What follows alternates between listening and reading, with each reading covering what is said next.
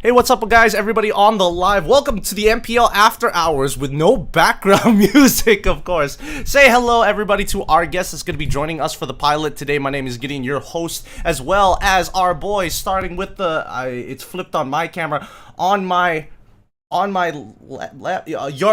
guys is right. It's Rashi. Hey, what's up? How you doing, Arashi? Just below him is gonna be Husky, and next to Husky is gonna be Mirko. Guys, give a short introduction for everybody who doesn't know you guys yet. Give an introduction to show off who you are. Arashi? Is that me? Yeah. All right. What's up, guys? I'm Arashi. I'm an analyst in the Indonesian English desk for MPL ID, and I'm also known I'm more well known as Filipino enemy number one. Immediately gonna come out through that pretty hard. Oh, I just realized I nearly forgot to record this. God damn. All right. Next on the list. Introduce yourself. What's up, everybody? My name is Mirko. I'm an English caster for MPL Indonesia. I cast. What happened to your mic? Why'd you suddenly sound like shit there for a second? Really? Yeah, you sounded like shit there for like 2 seconds. Gonna go like, you know who I am. You know, yeah. Google me. Google me. The hot bunny girl from MHA. And finally, we've got my co-caster here. Introduce yourself. Alright, what's up, guys? My name is Husky, English caster, play-by-play for MPL MY, currently also casting MAL in Chinese. Multilingual. Hey! And how? Shout out to the Chinese broadcast of the MAL. Alright, boys. Welcome to the MPL After Hours, the time where we get to talk smack, talk shit, and catch up about everything going on with the MPL and with each other. And to open up the possible and many things that we're going to be talking about today, the first one is going to be the hottest commodities at our MPL. I'm been very curious to know what's been going on with specifically MPL ID. That's why we have our two Indonesian friends here, and Husky is here to back me up on anything they say. Can't let you guys have the spotlight forever. We had an interesting week one. I'll do my best. We did. We'll talk about it. We'll talk about it in a little bit, boys. But yeah, let's get into it. We're going to be talking about the hottest commodity teams and the players of the week. So what's been going on with MPL ID? Do I go first, or you want to go, Arashi? Take it, pussy! Whoa. Gotta be aggressive. I mean, MPL ID, there was a huge, talking like till now or just like last week? Just last week's one. Well, I mean, obviously you could bring up things that have been happening over, things that built up towards last week's one. Well, RRQ was gonna start a comeback and then they failed. So, that really sticks out in my eyes. Aside from that, I mean, I think this week was that the first time Rebellion really showcased the Loi Kaja? Or was that last week? Yeah, it was last week. That's last week. All right. So that's as far as I can remember. That's as far as you can remember? Not even about Evos, who's still... Evos? Come on, guys. Doesn't matter. What do you mean they don't matter? What happened to them? Ooh, spicy! I thought RQ X Evos was, a thing happening right now. But yeah, okay, I'll take over. It's okay. I don't mean like that. Come on. Here, brothers, here. Let's keep it simple, I have the drip. I have the jersey. I have the jacket. It's very cold up here at the top, but we all know who's number one. Currently, it's BTR, brothers. I've been waiting for this moment my entire life, and finally it happened. But yes, Big John have been amazing. I think still 2 losses, so there's still a lot of things that they can improve. Up against Onyx, though, I feel like it's more of BTR having still the same mental block against Onyx, but also Onyx suddenly just becoming God again. I don't know what's wrong with them, right? They've been saying new strategy, implementing new strategies. Me personally, I've been saying behind the scenes as well that I haven't been seeing this new strategy. It's either I'm stupid, right? I don't understand the new strategy that they're trying, or there's no new strategy at all, and they're probably just trolling or trying to find things in behind the scenes, or maybe trying to hide their strategy is a better term that maybe they wanted to use, but they said they were trying out new strategies. Because it almost feels like, for Onyx especially, in MPL ID, regular season, it's just testing grounds. Like, MPL ID is just a scrim for them at this point, right? They know they're going to represent Indonesia in the international scene. If it's not number 1, it'll be number 2. I think one of these slots for Indo, for now, will still always be taken by Onyx. So, yeah, I think they're just playing around. We'll see their actual strength when they're up against, the big teams, RQ, BTR, you know. But and also in the playoffs. But other than that, I think it's been a crazy season for Aura because they started off really shit, but they became really good. I don't know what they did in week 1 to week 2. Mainly though, a lot of people would probably think Yaoi number 1. Like the thing you would think about when you think Aura would be Yaoi, but I think that could be there could be a case to be made for Yaoi being the main carry of the team. But I think it's also been Gugun, dude. Like Gugun, this jungler that came in from Bosque, MDL last season, who became champions and had the longest win streak of all time in the regular season for MDL. They broke Bigatron's win streak, which was 11-0. So they went like 13 or 14-0 in the regular season of MDL. And that team was goated in MDL. Like legit. I think they were giving a lot of MPL teams, maybe the bottom tier MPL teams, tough times in scrims as well. But the two standouts from that team was Bunny QT and Gugun. We didn't get to see a lot from Gugun in terms of assassins in MDL. It was utility meta. And on the utility, he's just only, performed even better now. He's progressed as a player, developed as well with the openings that Yaoi has given him.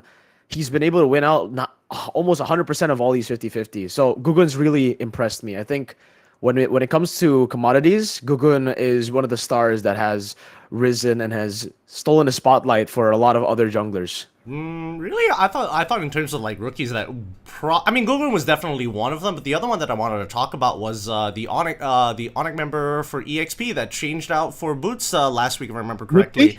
Yeah, Lupti. All of a sudden, like, why the change? I've been meaning to ask this for a while now. Like, why all of a sudden, one of the pillars of Onyx decided, you know what, it's time to put Lupti in.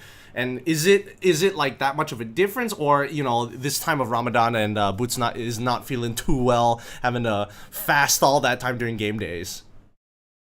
Yeah, from what we heard behind the scenes, Boots was sick. So coming into this week, he was sick. So they wanted to try something different too. Boots has been underperforming. I think this is also something that we've been talking about behind the scenes from M5. So I think it's good time for him to get a reality check, maybe to get like also maybe some sort of layer in the competition between the two XPs now so that he can get more motivation or something.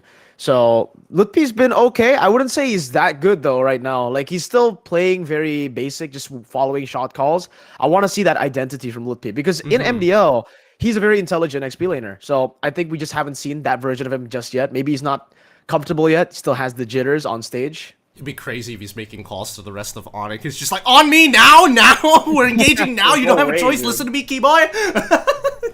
If that was their mic check, that'd be hilarious, actually. Wait. So coming back to specifically like Aura, right? I would have imagined that like obviously BTR has been doing significantly well, and I thought like maybe I don't know, maybe their jungler needed a little bit more time, but like since week 1 up till now, it's just been like consistent performances throughout. And I don't know what's the secret sauce, what's going on behind the scenes, but is it like another Kyrie situation where it's like the team kind of does all the macroing and then the jungler is just there and he does his thing until he's able to like communicate flawlessly? For Aura? Yeah, no, for BTR as well as Aura. For BTR, I think it's just been like, well, really for BTR, the trio mid for BTR have always really connected. Even last year, right, when they were all supers and they had basically the same lineup that they have now, but just with Vin in the roam and Saken in the gold lane. Trio mid was always very, very connected. Yes, we used to see Super Ken on the Assassins much more. We used to see him play just more micro-centric, focus on those mechanics, and let the team really make the shot calls and the macro decisions. But I think now, as he matures as a jungler too, he's been pretty vocal for the team. So even Gugun too, he's not really the super quiet member in the team. He likes to talk a lot as well. He's not the most vocal, obviously. In Aura, it still has to be Yaoi, and on Bigatron, it's still key. But yes, they are pretty vocal. They're not just silent and 100% focused on their mechanics. I don't know. It sounds like all the imports coming into like MPL ID have kind of like figured it out whether Filipino or not. I don't know. That's kind of crazy. I thought Malaysia had it good with when it comes down to imports. We seem to be importing anybody at this point. Sort of. I think, but to be fair, I think this season we only have like one team with no imports at all, and that team is Monster Vicious. It is like it feels like like a old Todak, you know, the team that wants to keep it local, you know, keep it original and trying to make it to the top. I would say for week 1, they didn't do all too bad. You know, like week 1 for MV is actually a pretty decent week. They came into the qualifiers. They had like a bunch of, you know, ragtag veterans who were known for getting loaned to other squads, and now they finally have a team to play with. And they had some pretty interesting ideas. They show like what Granger Jungle, and that one took down RSG like for some goddamn reason. It worked. So I think, you know, it's a very promising team. Yeah. Yeah, no, for context, like MV is like is a tier 2 team that qualified for the MPL, and like prior to us having like our version of the MDL, which is the MAL, Malaysian Academy League, they were basically dominating all the tier 2 stuff. Like if you're thinking tier 2, you're thinking like MV. And obviously, there's some players that you guys will probably know. Mr. Nova X Kobar is part of that lineup as well. Franco Bar, dude, this guy, he just sometimes I wonder whether he cares at all, because the way he plays Arlie is just like, I don't care. I'm gonna get something out of this, and somehow it works out. The Loisky playstyle, dude. You know, just go in, die, and get space for the team. Or maybe it's just like, it's genius because the team follows up. But if the team doesn't follow up, it's just him inting, bro. I don't know, especially when we're talking like Malaysia, where we're not the most coordinated. Like, you can get away with way more things. Like, there's a game in particular that I have in mind that we'll talk about in a little bit. But what about you, Arashi? What has been like the hottest commodity, like teams and play, and specifically like players of the week that stand out to you? Players of the week that stand out in MPL ID.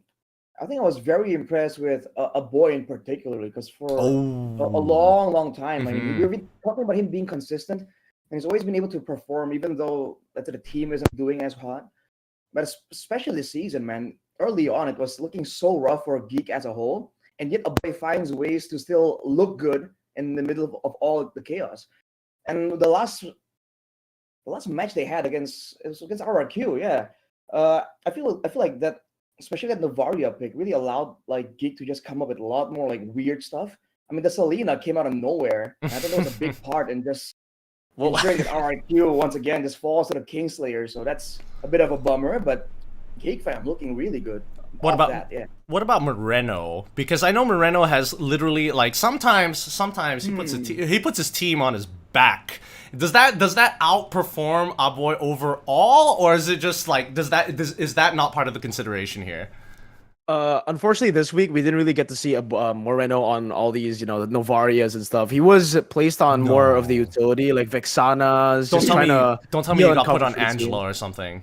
No, he wasn't put on Angela, but we have seen him put on Angela before, and it actually worked out. But yeah, he's been given like the Vexanas, you know, just heroes that can deal damage, but mostly is going to be used to peel for Iman against Onyx. But yeah, last week when he did get the Novarias, and even this week when he got the Novarias, the games were much closer. It did feel like he had more say to the game. I think for Moreno, when a boy, I think we can say that like his best hero is probably Novaria. For Moreno, I would say it's kind of similar to Sans. I think it's Valentina. When he gets a hero like Valentina that enables him to be so flexible, to utilize that carry kind of playstyle that he wants to usually utilize in these games, he performs really well. But yeah, I think the tier list for mid laners right now, Sans is still number 1. Don't think anyone can really be on his level just yet. And then it'll be Moreno and a boy at the same like A tier there. And then everyone else is like, maybe Suelo is B.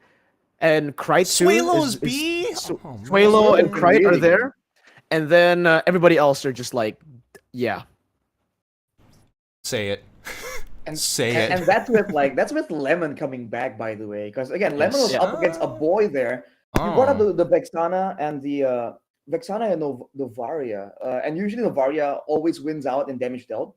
But in the second game, like a boy was able to out damage Lemon, like with a Vexana against a Novaria. So that guy just finds ways, man. Actually, speaking of Novaria players, are you guys aware that Moon has moved over to a new team? He's playing for the Niners, JP Niners. JP Niners, what? So JP Niners, we had like Moon, right? I would say I reserve my comments. I think him returning is great. I think there's a lot more that he can show us.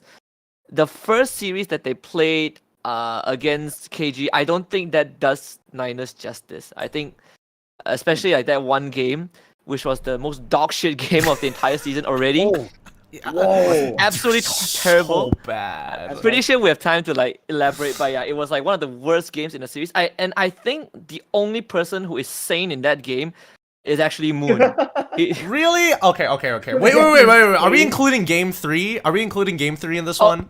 Okay, yeah. Wow. If you include game 3, then yes, I think he was the most sane or most like composed player. You know, like at the very end, you know, he still made like a few mistakes. The last one being the game ender. But overall, if without Moon, I think that game probably would have ended like super long ago. Yeah. He was sort of like holding Niners together as Niners were just running around like monkeys. You know, KG was running around like monkeys. No one wanted to end the game, and came down to like just one unforced error. I don't even know if it's unforced anymore. Someone just made a dumb decision and the game ended right then and there. It was quite an experience. But yeah, I think It was a voluntary error. It wasn't like a forced error. Yeah, it was just- involuntary. it was just man, it happened, you know, and then the game ends, and you don't even feel good about the game ending. You just feel like it's not like the weight was lifted off your shoulders. You're just like, wait, what? It ended? It's stressful. It's like watching it's like watching The Ring. It's eerie at the end of it. You're just like, oh boy, is this what we're going to expect for the future of the Niners, or is this the expectation for this overall team? I think overall, like Moon especially, he definitely has the experience there, and I think that he still got it. Obviously, it feels like he, you know, coming back into the competitive scene a little rusty around certain edges and certain aspects of the game, but generally pretty decent compared to most. I think in terms of like hottest commodity teams as of right now for MPL MY, SRG. SRG has been looking real good. Well, I would say, would I say better than last season? Would you say that they are looking better than last season, or do you think this season is a better showing? I think it's a better showing. Better than last season. I think we have to see like after the transfer window, right, when teams made adjustments after week 3. But it's certainly like a super strong start. It was like explosive. Really felt like they came in here ready to win the whole thing. Like because we like me, Gideon, like both of us, we were lucky, right? We got to watch all 10 teams play. So like the first impression that SRG gave was that they were just overwhelming. It really felt like, I look at the other 9 teams, I don't think anyone could beat SRG if we kind of put them side by side. I think SRG right now are just coming in at the top form, and now it's all about maintaining it. I think it also comes with them, the adjustment that they make. They were willing to take the risk. They brought in, you know, Cram, Innocent. Yeah. They got Stormy, Yums. But I think in particular, Stormy and Yums also stepped up a lot. We talked to the owners of SRG. Actually, he came and like talked to us, and then Stormy and Yums are very quiet players. Like they usually don't talk much. They follow orders. You give them a call, they'll do it, but they're solid. And I think this version of SRG sort of forces them to also take on the role of being a part of the team, be part of the voice for the team. And so far, from what we've heard, they're doing pretty well. Maybe that's why, you know, SRG, even when they were behind in one of the games, they were able to quickly recompose and take over at the end. Dude, I can't help but feel this is like a Yums effect, because Yums is very like infectious on his calls. When you hear his mic checks, he's just like, you just gotta. He makes it sound like it's a guarantee every single time he goes for that big engage, and it's like, yeah, it's a free win as soon as he hits it and stuff like that. Like Yums and Krem are like best friends from what you heard. They're best friends in the gaming house. You would think that he's best friends with like maybe Sakai's or Stormy, because you know they are all Malaysians, but he's best friends with Cram. And then you can see from the gameplay, they play like their telepathy. Like Yums doesn't even need to say anything, and then they do the same thing at the same time, which is pretty crazy. Yeah, I definitely was a little worried about like specifically Filipino imports coming into Malaysia, because based on like track record, usually Indonesians do a lot better integrating with Malaysian playstyle, and overall just like communication is just easier to get to because our language is similar. But I think the Filipinos, I think SRG has kind of cracked that code pretty well. You know, props to Coach Arcadia figuring it all out to make the at least for the Filipinos to feel comfortable enough in building a team that mainly will have to speak English to kind of get past the finish line, or at least look to try and make it to MSC this time around. Because again, MSC is going to be the big thing that I think all teams are going to be like working really hard towards for that huge juicy prize pool. Juicy. 3 million million, right? 3 million prize pool, Massive. boys. Massive.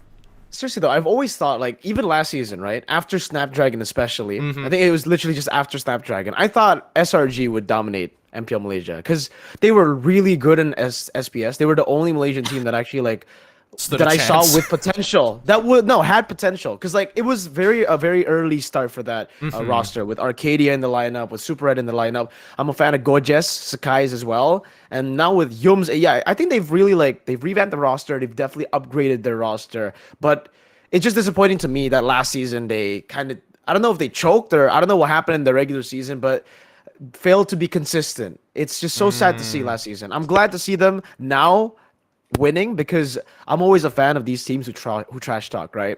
Even though, fucking Gorgeous trash talk Udil. Udil's my boy, you don't do that, but still, respect. It's fun. I love that shit. I would much rather be offended than be bored, right?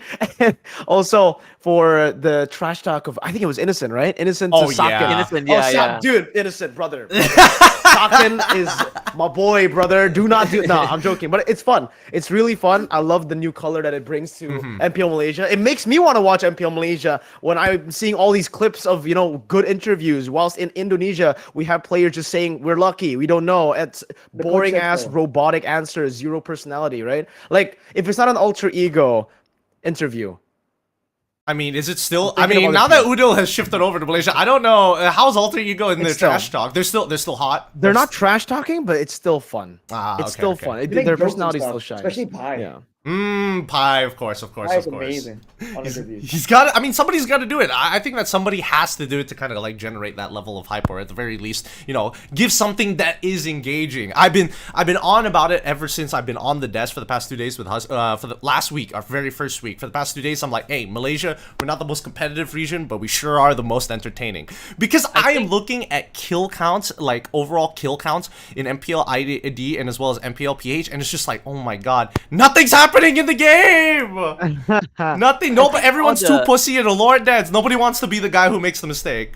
Yeah, I think all the trash talk or like the exchanges between the teams and players, it makes them look human. Like I don't know, like the way I see it. Obviously, like I'm a big fan of team narrative, right? I think it means nothing if a team wins a trophy, but there's nothing behind them. It's just like, man, fucking Chat group of GPT. robots. Just chat GPT, a bunch of fucking AI robots winning the trophy. Right. So I like the story, and then I like the personality. Obviously, there are boundaries, right? Like you can't just be like fuck your mom, like that's not good. But with moderation, it actually makes them look good. Like so, I think the connection they make with the people, they feel human, they look human, and they aren't just there to play games and win games for the fans. They also have certain needs or certain ways to express their feelings. Like that's why you see people like players, they fist bump each other. Sometimes they hug each other, especially ex-teammates on stage, even though after they lost like a 60-minute game. That's what makes them human, and that's what I'm here for. Dude, I can't wait for somebody to like go above and beyond and be like, hey, Stormy, I'ma take your mom out for dinner because she's a lovely woman. Just something just make something interesting, like a lot of time I remember like Gojes would like go back and forth with Veki specifically about what to say during like what to do to make it interesting. And Veki is like a longtime veteran, so he's like really into it as well. So he's just like they're bouncing ideas and workshopping taunt ideas, so that's always a good time. Veki plays along. I think like my favorite taunt with those two was when they beat Todak, I believe in the group stage last season. They beat Todak, and then it was an upset, right? Because everyone looked at Todak at that point of time. Todak was supposed to win, and then they lost to SRG. And then Go just did the magic, the invisible rod, and they started reeling in. And then Veki came up from the SRG camp and then like hopped on stage and pretended to be a fish. That one was one of my favorite taunts. Yeah, come on, man. That's why I'm telling you, we gotta. I mean, MPL ID, MPL PH, like we gotta step up our games. We gotta make it interesting. And what happened? Like things like the book, for an example, the book from MPL ID. Who had it again? Masuduk. Yes. Does he still bring the book? Please He's tell not me he even does. in MPL ID anymore, He's not even bro. coaching anymore. No. Is there like an Easter egg reference? Are they still carrying the legacy of the book? No, they're I don't not. think so. The only people who actually do fun stuff right now that I can even remember is Rebellion. Yeah, they Rebellion? come in whenever they walk Oh, in. They always do like references. They do a pose. Poses. They do a weird dance. Everything, something different every single match. So that's something that they have going for them for sure. Okay, that's cool. Guys, RQ and Evos have been quite entertaining too, but you Oh. know, in a different way, where you just swap their lineups every week. You can call it a, that's like the a bit. scare. They still walk up like stone-faced robots. Wait, That's it. I didn't like have enough time to follow everything in MPL ID, but I was looking at Wikipedia, right? I'm actually looking at it now. So when Evo swapped the lineup, what happened to the other players? Do they just leave? Did they just get dropped? So some of them went down to MDL. Some of them are still in the lineup as substitutes. So Super Red is still in the MPL lineup. I believe Warlord, Veldora, and Van Strong all got demoted to MDL. So yeah, there's a mix. There are some players who are in MDL, and then there's some players who are still in MPL but just not playing. Actually, I've been meaning to talk about this. How are some of the imports, or more importantly, how are some of the boys that have come back from Malaysia? Rizel, Warlord, of course, Super Red even, like, the fact that Warlord got moved down into MDL begs the question, like, what exactly is happening to them? What is going on? Are they just not up to par compared to everybody else? Come on. I'm looking at I'm looking at Mirko's face. He's got some hot topics. Yeah, sadly, I think like as much as again, I'm a fan of Warlord, man. I love the way that he played for Homeboys. I love the flexibility. I even brought that up in the team study with all the other casters. Like what Warlord brings to the table in terms of mechanics, in terms of maybe even macro. I would say most of the mid laners we have in Indonesia already are like much better than him. But what he brings is a very unique style to MLBB, where he can flex with the roamer. If a Grok gets picked up, he can pick up the Grok, and then Zorn can play something different in Homeboys, right? Like they constantly go for these random swaps, and it could become a very good cheese strat to take down some of the teams. But no, we didn't see that at all. So it's like, why did you even get Warlord if you're just playing him as a normal mid laner? It's like just get your MDL mid laner. Just use your mid laner that you're playing now. And same with Super Red. I don't know. Me personally, looking at Super Red, the way that he played all the way before even SRG. SRG, he was actually impressive, but when he was playing for Blacklist, he was just way too safe, in my opinion. He was way too safe. He was playing very scared, you know, just trying to... He never really fit in MPL PH, especially. But in SRG, I think it's because he was so safe. He was able to scale up, and he finally got the understanding of his power spikes. He knew when to be aggressive. But I don't know. I don't know what happened when he joined EVOS. Because before, when they just made that transfer happen, I remember contacting Age, the now head of esports or head of MLBB in EVOS. I remember asking him if Super Red is good, if we're gonna have another Delar situation with Super Red, right, where he's good but he doesn't get to play. And he says that back then he said Super Red was a monster in scrims, like he was doing really good, etc. So I even said in my content that hey, I believe in Age, I believe in what he says, and I believe in his statement about Super Red because of my expectations from when he performed at SRG was already good, right? So, unfortunately, that was not shown at all. In MPL ID, he was bad, like legit bad, I would say. He was very safe. It went back to like the MPL PH style. And whenever Brands played, he would always just outperform him. And he's even outperforming the EVO's holy gold laner, Natco. Based on the stats, it does look that to be the case. I don't know. My theory around it is that I feel like Super Red needs to feel comfortable, feels like he fits in to a certain degree, because I felt like SRG at the very least, like even when they're not on camera, they're legitimately like poking fun at him. Like you would see you know how Super Red has the most like expressionless, like he just looks down, he looks down very stoic and everything, but during his time with SRG, like after they're walking off, you can see him like legitimately like smiling for once, you know. That's why I felt like he's been like set free after his time with Blacklist International and then joining SRG. But it's sad to see him not playing as much at the MPL ID. What about Rizel? Oh, you're saying? I think the same goes for Warlord. Like I think when Warlord was with Homeboys, the thing that I remembered the most was how Homeboys utilized him. So the entire group stage until playoffs, he only plays like one hero, like one or two hero. But most of the time, at that point of time, Homeboys is like, I don't know if it's Pops or antagonist, it's always first pick, no matter on which side, it's always Novara for Warlord. So I think heading to playoffs, then only you get to see Warlord taking on different roles. Like aside from Novara, there's Faramis. I think Faramis was a big thing at the time. Sometimes you see it on Farsa, but they kind of always tossed him back to the utility role. And then M5 came around, and then Homeboys realized that now Warlord doesn't get to do enough for the team. You ended up relying on a lot on Chibi, and Rizal, and that wasn't enough. And then I think Warlord, to a certain extent, became sort of a liability, not because he's underperforming, but because he wasn't able to provide enough for the team because of his role in the team. I think that probably I don't know what changed in Homeboys though. I feel like the way they play was great for MPL MY, but on the world stage it felt like something was off. Like the tempo was off. A lot of rookie mistakes were being made. The draft was pretty horrible. Like I'll never forget this game 2 against TOB. It was the shittiest draft in the entire world, and the fact that they won with it really came down to Chibi outperforming like superseding expectations. I think without him, that series would have ended worse for us. Hey man, that's what we need for an international. We need Chibi to consistently be performing at his best. 3 million on the line, man. MSC 3 million. Like I really. If he makes it, pressure though. Yeah. It doesn't matter. Every mistake. 3 million. Oh. Come on, just get out of. We need to get out of groups. We need to get out of goddamn groups. That's what I'm hoping for. All right, boys. We're moving on to the next topic. The worst and best series of the week. I don't know if you guys have the exact same answers from the side of MPL ID, but definitely, I think me and Husky can both agree on this one, because it's gotta be RSG versus fucking King Empire, right? Like that. Wait. No, I'm getting that wrong.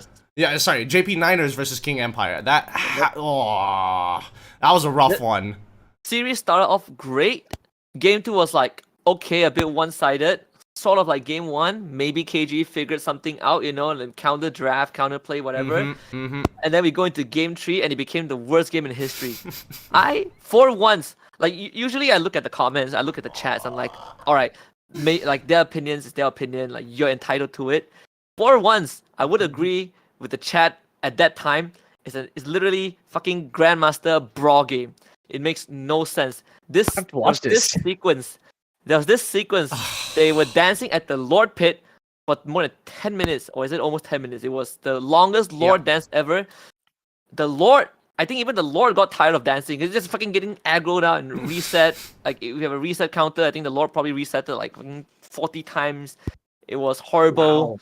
Wow. And then when it seemed like Niners finally like woke up and made the right call, which was get Zavs to come and rush down the Lord because Sasa wasn't there.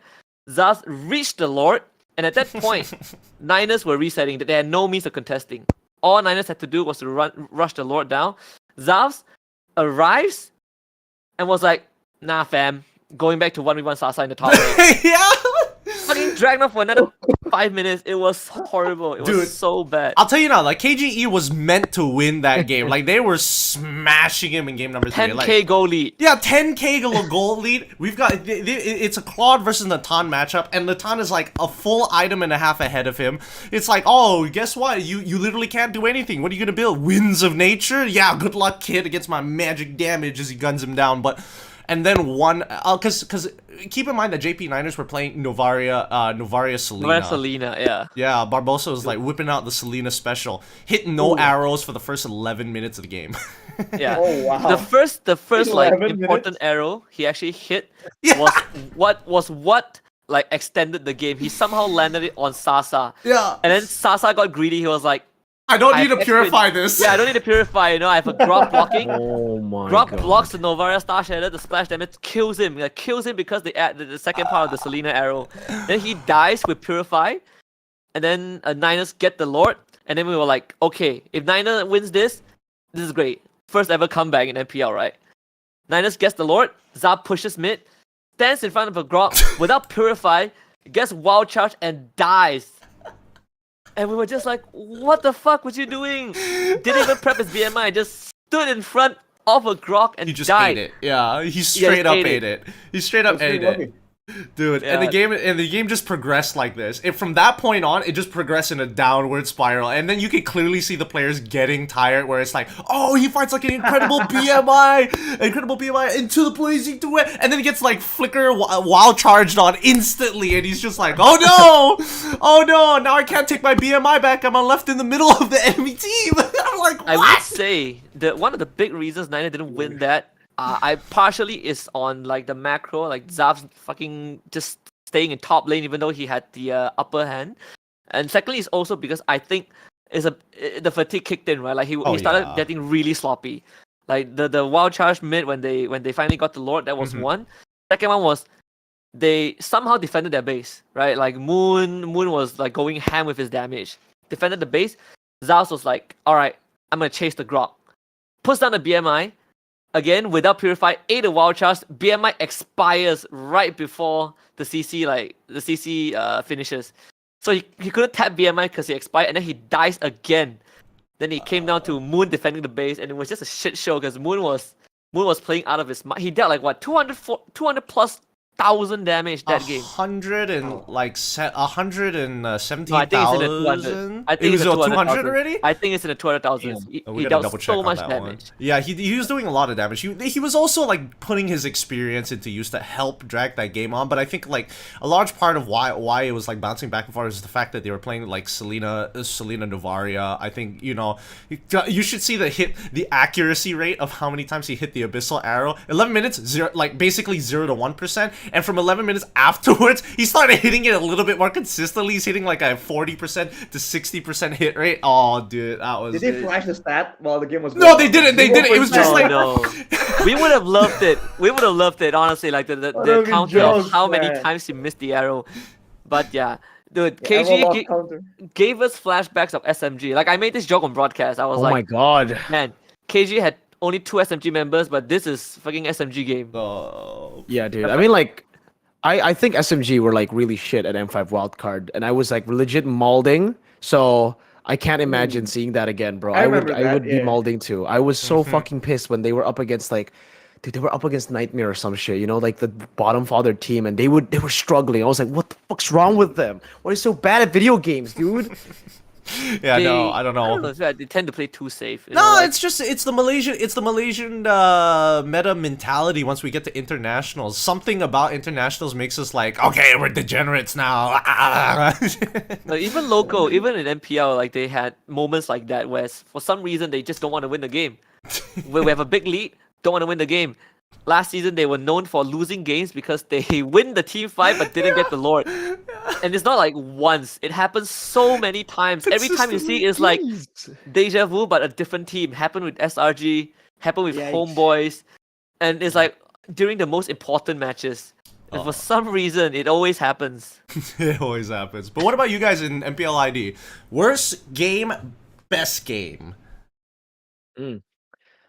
As much as you guys like say that you guys are the most entertaining region, as much as Philippines want to say, you know, the Philippines is the smartest region, the best Lord dancers. Have you ever seen our Lord really dance though? Oh, we saw the Lord dance, man. The Lord was getting jiggy with it, dude. The Lord was so fucking good. Like that point, I was actually getting concerned at that point. But after that, I was like, all right, damn, that was pretty fun. That was pretty funny.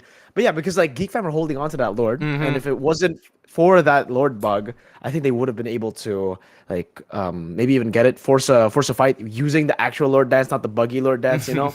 But yeah, and it almost turned out to be an RQ win after that because Vin got a random wild charge and found Beloy, and then they had a man advantage. Unfortunately for RQ, they didn't get it. But I think this week, I would say BTR Onyx definitely best BTR series. But technically only game 2 because game 1 was a bit of a stomp. Game 2 was so good that it made the series the best series still for me because it was truly a high level game. Like it's the level of game that you would expect from like a grand finals of an international event, a Filipino match in the regular season, and then PH for the top teams as well. I think I remember Blacklist AP Bren, right? That was the match that was like, wow, made me really jealous sometimes because of the macro decision making. Everything that they were doing in that game was just so fucking perfect. But I got a glimpse of that in MPL ID, so I was really happy. But hey, man, you know, message to everybody who, you know, the Indo haters, okay? You can be Filipino, you can be proud about as a Filipino and not bash Indo every single time. Because I remember I had a line in BTR vs Onyx in game 2 when I was like, finally peak MLBB in Indo, right? And I look at the comments on the English stream and there's just Filipinos mostly just saying, nah, bro, Filipino like MPL Philippines random rank games better, etc. It's just like, bro, okay, like as much as that's cool and all, fun little banter and shit. But come on, there's actual like high level games outside of Philippines too. And yeah, I just think BTR Onyx was game 2 was very very good. It was a perfect game, for entertainment, for macro, good everything. But worst game, not this week, brother. I will have to tell you though, the worst game I have ever fucking watched in MPL ID, bro. I legit, after game 1 of this,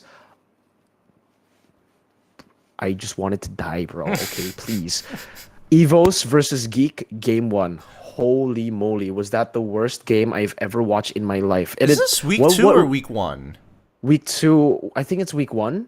End of week 1 or end of week 2. It was like Okay. it's like before week. It was week 2 or week 1 for sure. Huh. And dude, There also, right? Were you casting What? again as well, Rashi? I was casting. I don't know if Rashi was. I I forgot. don't know if I was. I might have just deleted the memory, like Just pushed it out. That takes up so much bandwidth. I'm like, yeah, close the book on that. When one. I like, dude, when I play by play, I usually like don't care about like the macro shit. Like I just, as much as I want to care, I just try to leave it out and play by play. But that game was so bad that you can like almost see it in my face during the camera segment when we're on cam. I was just like, dude, I was like, my smile was so forced, and it went to a break. And right as the stinger comes in, I just go, bro, what the fuck was that? How the fuck were both teams so fucking bad? Like, I don't get it. How are these guys getting paid to play like that, dude? And yeah, and that Evo's Glory lineup ended up getting swapped out because it was similar to what you guys were describing, a 10,000 gold lead. Yeah, that's why I was smiling all throughout when you guys were telling that story, because I was like, fuck, PTSD, brother. Evos did the same thing. 10,000 gold lead versus Geek Fam with a bad draft, and they were struggling. It went on for 30 minutes. What is this? Dude, they were legit making the worst possible decisions at every single point of the game after like the 12-minute mark. Oh no. I hated that. It was a bad experience. Yeah, I vaguely remember it, but it was pretty bad. There's a lot of moments where you're just like, why? You can't even. It's not even like a bad play. It's just a confusing play. Sometimes you don't even know why they're doing it. Like you have no idea what the thought process is, and they're just doing it, and you're like, but why? It's the brain fog. The brain fog Yeah. starts to cloud your mind and judgment at that point. You're Like just a like, full- I can a do it. I'm full- that guy. A full game brain fog. I would say the two worst teams. Oh boy, this is like if DJ clips this, I'm dead. All right, so fuck it. Oh. I legitimately think Alright. right now the two worst teams in terms of like overall performance, right? And this is In the world? not in the world, like in MPL MY, Okay. in MPL MY, just MPL MY. Which is basically the world. Don't worry. Disregarding like whether they won or lost their games, all right? I think the worst right now, right? You will not believe this. I think it's King Empire and RSG. Really? Oh, I don't know. Okay, all right. Hot take. King- Give it 3 minutes, right? Okay. Okay, give it 3 minutes. I'll Start the tell you timer. why. I think they're worst in terms of like overall consistency. Like you look at the games that they play, there are games that they won and lost for sure, but there are certain games where they win and then you look at them and you're like, how the fuck did you win that game? Or like, why did you lose that game? Right? KG had one good example against Niners. That one is just Mm-hmm. you don't even feel good about them winning. And then RSG, they played KGE, right? Obviously, they lost to KGE, but then that series also had like a 28-minute game. I believe it was game 2.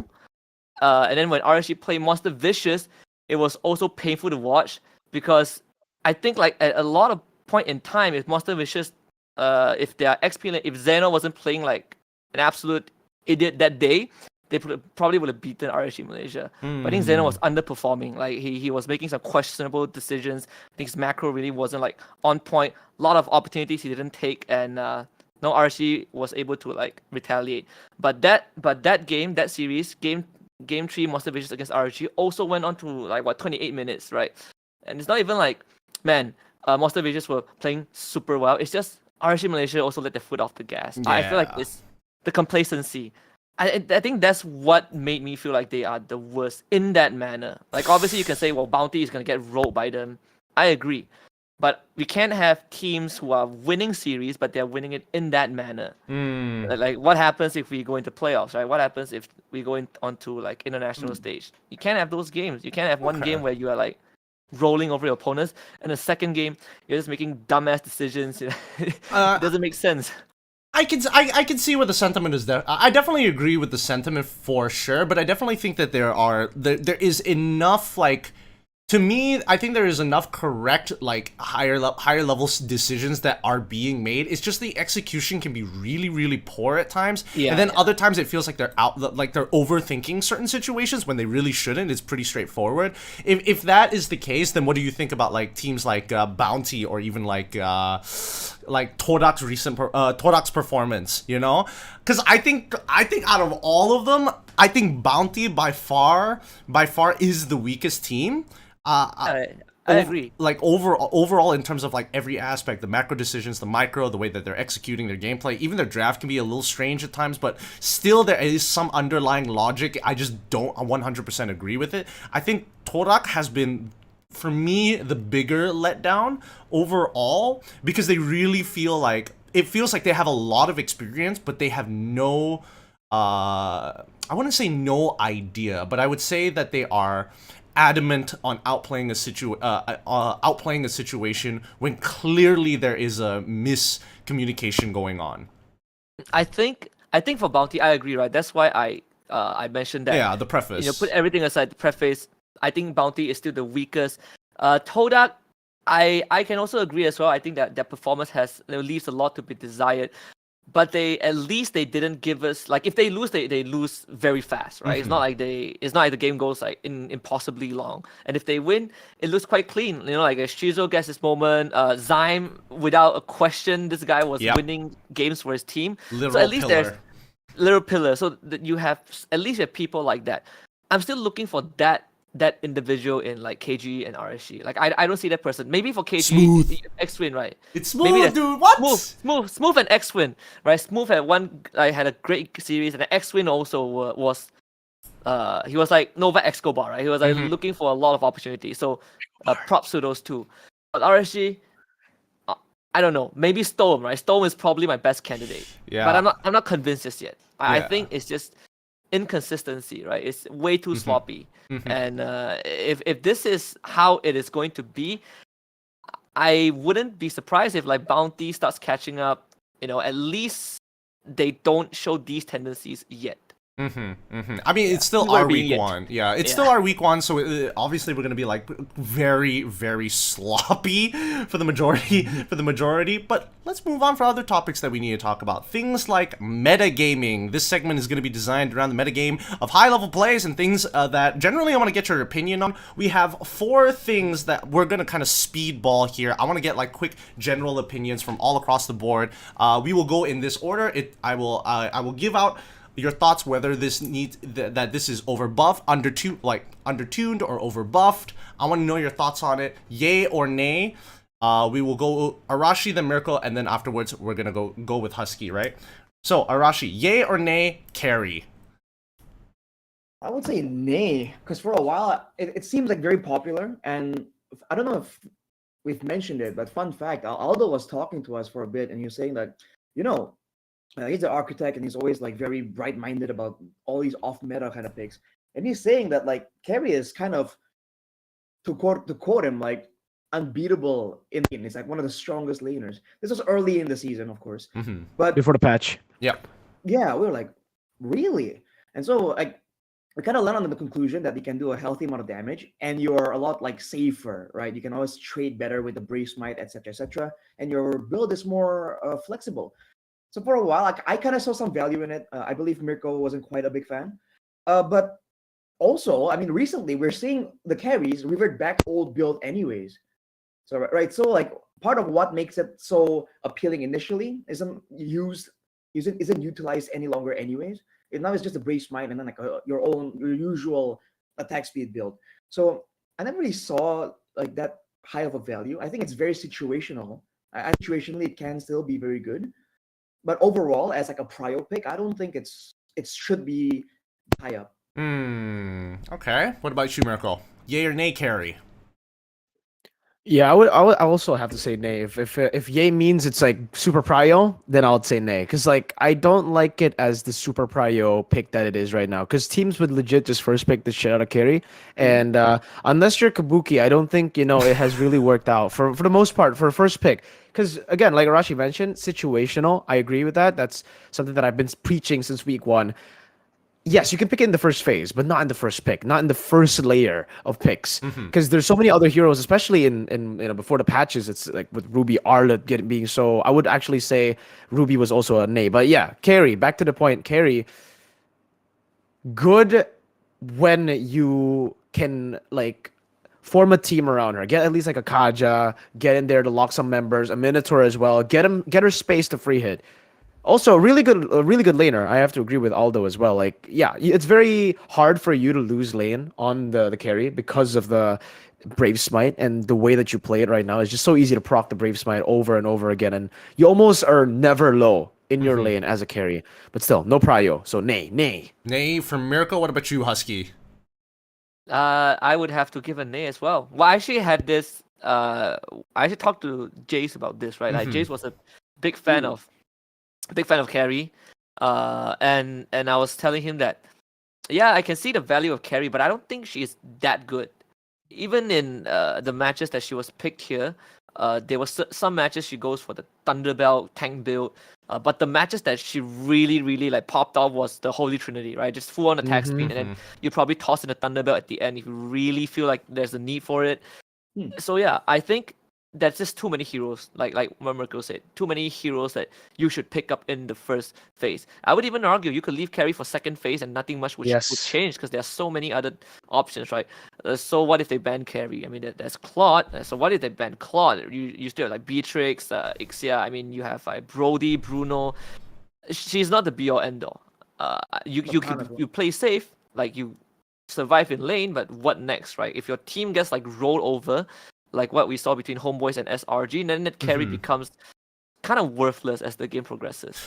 Okay, I can see where you guys are coming from. Personally, for me, it is a yay, but for a different reason, right? I don't think carry is the innate problem itself. I think that specifically, like, yes, you can Brave Smite like multiple times, yada yada yada. My biggest issue is things like Thunderbelt, for an example, how easily abusable it is at that point of time, right? Because even if it's like, oh, I'm not doing damage, but I'm making sure that I am proccing Corrosive Scythe on top of the proc coming in from Thunderbelt to make it basically impossible to escape without having to use like a battle spell, for an example. Like, you have to flicker out of this, if not, I will never be able to run away from these types of situations. I don't think like carry is a super prior pick. I definitely agree that there are situations that she is more suited for than others, but I cannot deny the abusability of the Thunderbelt, on top of everything else, giving the added flexibility to it. Because let's say, oh, if you're ahead, you might as well build Trinity build. If you're falling behind, even just having the Thunderbelt plus the Corrosive Scythe is such a game changer for like everybody else around the carry, if you are not being the main damage dealer when you're like rolling around mid game and you're like, oh, how do I come back into this? It's like, don't worry about me, guys, I'll eventually scale, I'm carry. So I don't know, it's a slight deferring opinion. But the next one that I want to talk about is it overtuned, or does it need to be buffed? Bloodlust Axe. Arashi, go. Bloodlust Axe. Maybe it needs to be kind of.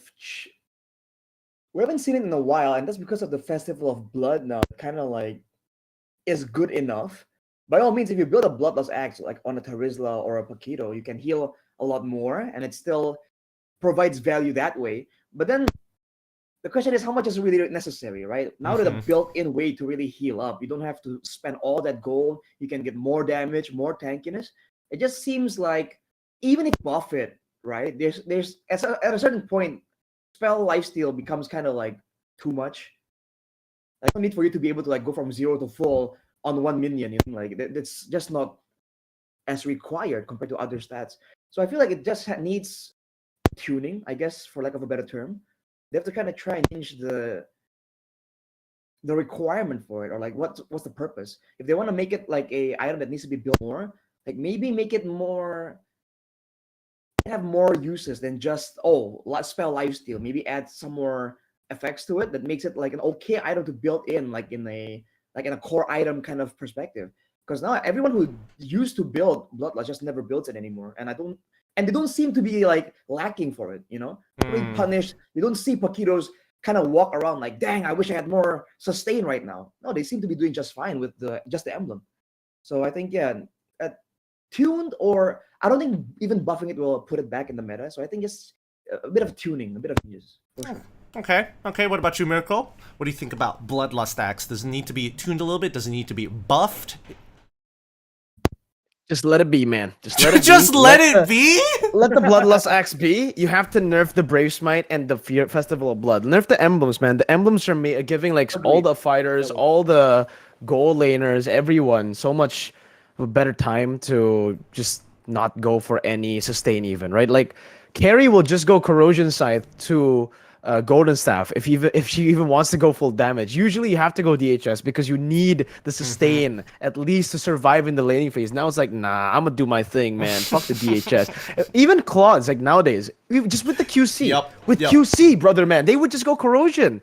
Brother, it's Claude here, you know, like you're used to seeing DHS always because again, you need the sustain to help you through the laning phase. But yeah, Brave Smite, Festival of Blood, a bit too broken. I think these two emblems, I think the emblems in general, a lot of them need items feel more effective.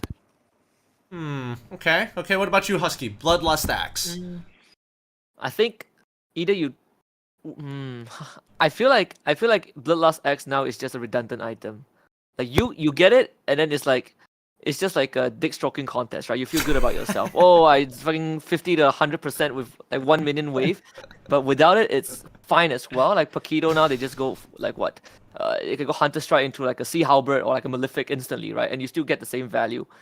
You look at the calculations, like what did they give? Like 15% spell vamp, but I get more spell. I heal more if I do more damage anyways, and I might as well get a damage item rather than something that gives me spell vamp. So I remember seeing like some sneak peek on an advanced server that they might change Bloodlust Axe. They might combine it with Queen's Wings or something. I think that would be great because now Bloodlust Axe has a purpose, right? Like that item now has a purpose. You take lesser damage. You know, you still gain the benefits of Bloodlust Axe. Queen's Wings is also another item that isn't really like bought anymore unless you have 10,000 extra gold to shuffle the items, and even then people don't really buy it. So yeah, I think Bloodlust Axe is not overtuned, it's not undertuned, it's just redundant. I have to agree with Husky on this one. The reason why I brought it up is because yes, there are talks about advanced servers like completely either getting rid of the item and combining it with something else. But I would take this. I would don't quote me on this. I'm paraphrasing. This from Fwide himself, where essentially it is a redundant item, right? Because War Axe is just so much better. Why would you need to actually go for a Bloodlust Axe when there's War Axe still available? Even if we're not talking about Brave Smite, and on top of the fact that Festival of Blood is definitely a part of the conversation. But if you take those factors out, even no matter how much sustain you have, I'm basically going to you can sustain as long as you want. Eventually, I'm going to out damage you to the point where you can't trade back anyway. So what is the point? I think that Bloodlust Axe definitely needs a buff, or at the very least gives something a little bit more unique, because every other item is just outperforming it, and it doesn't help the fact that like a Dom Ice, or now that everybody is going for Sea Halberd, is making like Spell Vamp genuinely almost feel useless to a certain degree in those fights, because you would much rather a tank item than actually having the extra Spell Vamp anyways, right? Because what's the point? It's redundant. All right. The next one. This one's gonna be interesting. This one is gonna might take your brain, unless you already have an opinion on it. Support picks more important than mid or EXP in the draft. Do you think that support picks are more important than mid laners or EXP laners in the draft?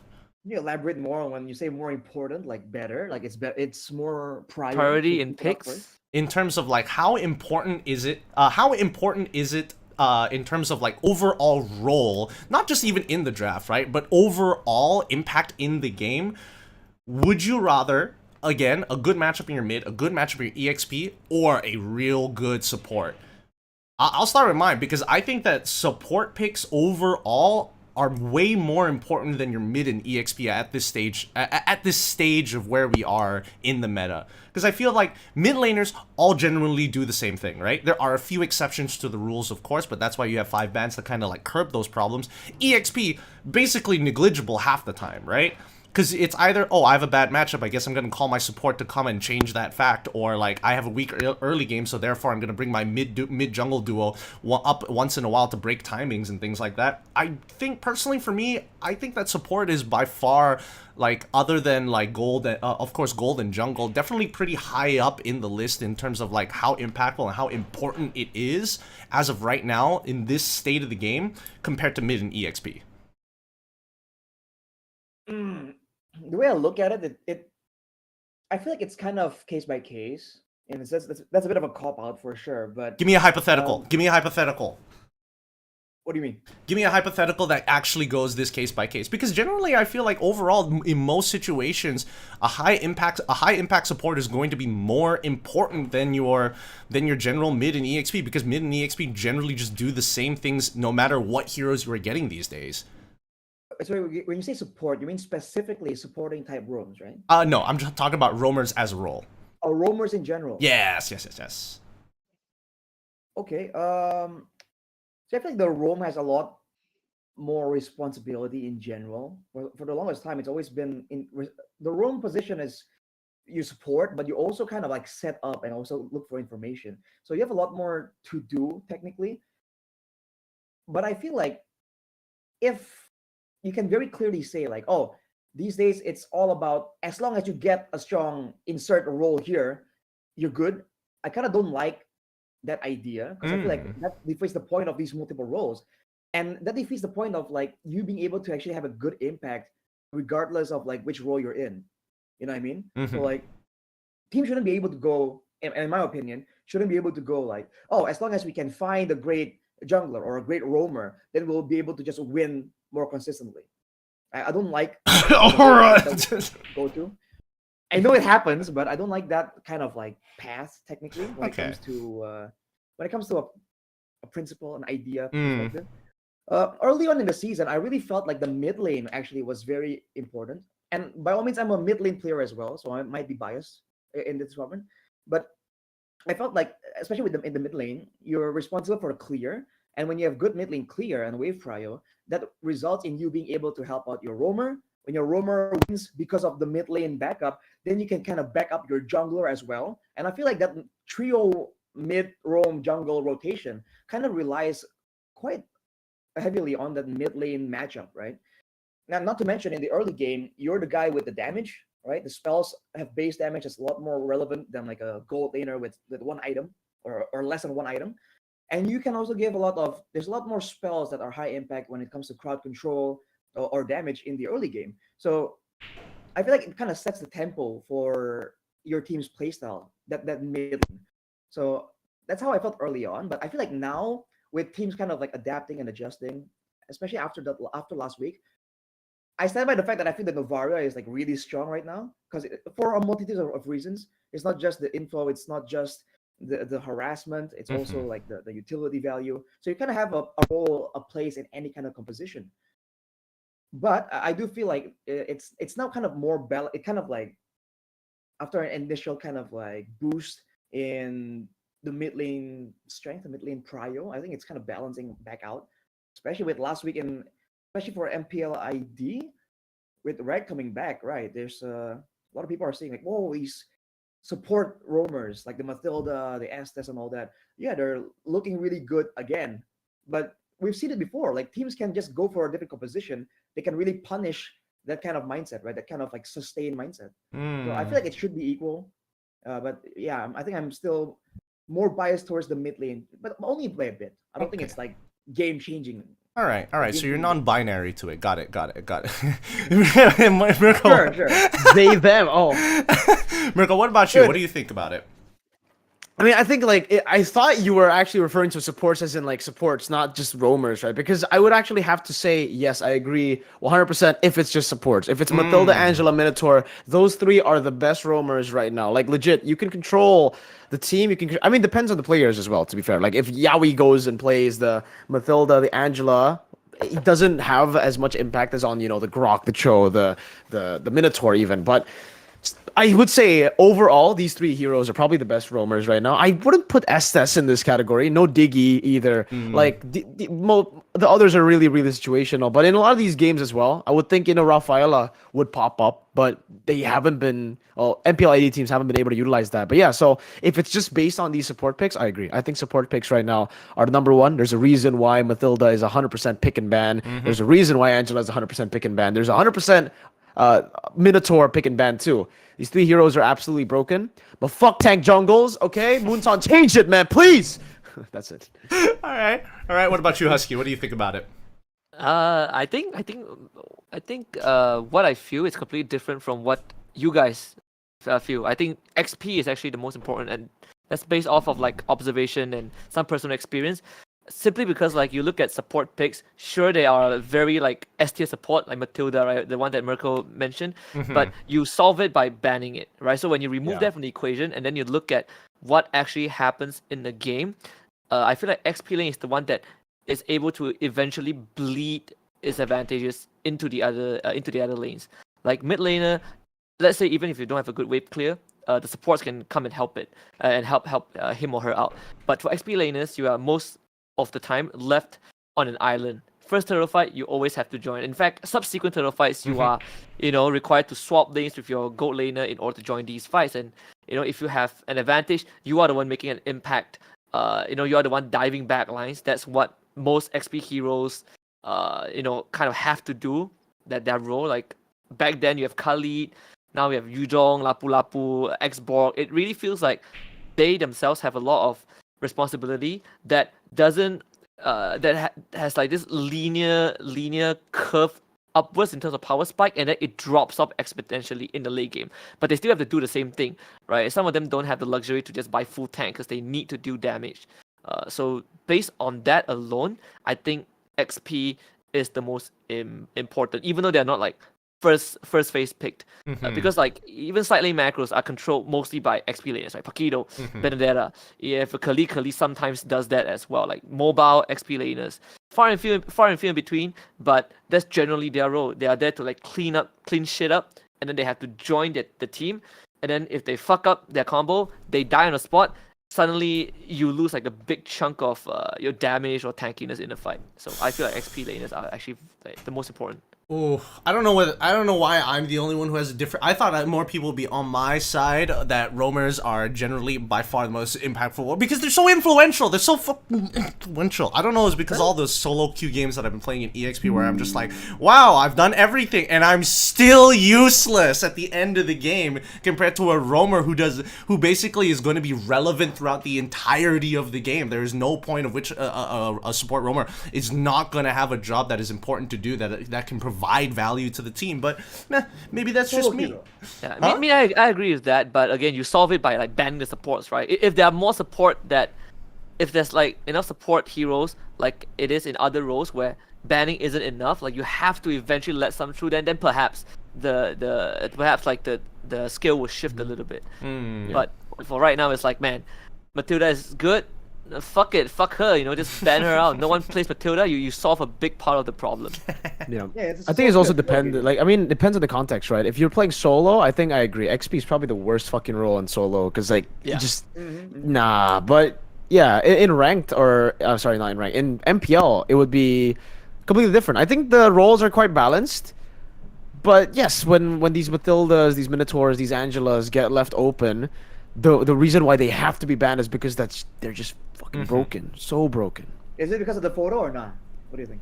Is it because of the photo? Yeah, photo is ass, dude. Get that shit out of the game. Like, dude, I swear to God, at M5 we wouldn't have Blacklist for one. We wouldn't have Geek Fam either. Like, we would have teams who play initiators. We would have Echo and probably BTR. That would have been the dream. Hilda and the others were kind of already used even before the photo. There was a place for them already, and then the photo comes. It was broken with the patch because the photo came together with the Matilda rework, right? Yep. Yeah. It's all part and parcel, man. It's all part and parcel. Okay, now for the final topic of metagaming here. Blue side or red side? Damn. This one's gonna be interesting. This one's gonna be interesting. I've got some stats open to tell you the percentages of each individual MPL's blue side and red side win rate, and that has definitely influenced my opinions here. So I'm gonna sit out of this one because I wanted to get like a good idea of what's going on, and then I realized that the data is kind of overwhelming here. So we'll start with you, Arashi. Blue side or red side? I feel like currently, second pick, I would think would be more important because the meta is a lot more flexible than it used to be. So you're not a lot of get this win game kind of situations. But in Indo, there's so many teams with like super signature picks that like for example with RRQ, right? Like personal bias here. Oh, Skylar gets the Claude, it's over. So there are moments like that kind of like, well, because of that, a lot of teams kind of gravitate to like, oh, we should get first pick so we can, we can get something prior, and we can also like force out our opponents to go for the bans. I feel like if teams are just overall equal and just really well balanced, I feel like with this current meta and its flexibility, second pick has got to be, I would feel would have a bit more advantage, especially if your drafter is just like a genius. Oof, you have so many ways to kind of like mind game. Okay. What about you, Merkel? I think this season actually, I would say red side as well, when it was actually a more dynamic season for the most part. But this season has been very, very template. That the first pick becomes, I think, much more value now. I would choose blue side over red side this season. Although my team, I think, prefers red side because they do have a jungler who can play Fanny, so they can flex some of their heroes in towards the later stage. But that's like a very like one team only kind of thing, First pick allows you to do so many things, man. Like for first pick, you let a lot of these crazy heroes open. You pick up the Nolan, go for the Harith. We saw like some of these times, even in the game Geek vs RRQ, game 3. I think it was literally decided because of that first pick. They got the Novaria first pick and it was done. Like we all knew it was over when they first picked Novaria, when a boy got Novaria. So yeah, blue side has been better because there has been just more prio on these one type of heroes where they can pick up and just basically have such a massive advantage over the other team. Okay. What about you, Husky? Blue side or red side? I feel like my opinion is definitely influenced by MPL MY.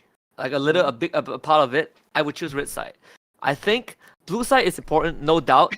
Blue side, you have an innate advantage, right? You get first pick, and you are forcing your enemies to ban things that you don't want to bother with, like your Nolan, Joy, all those big prio picks.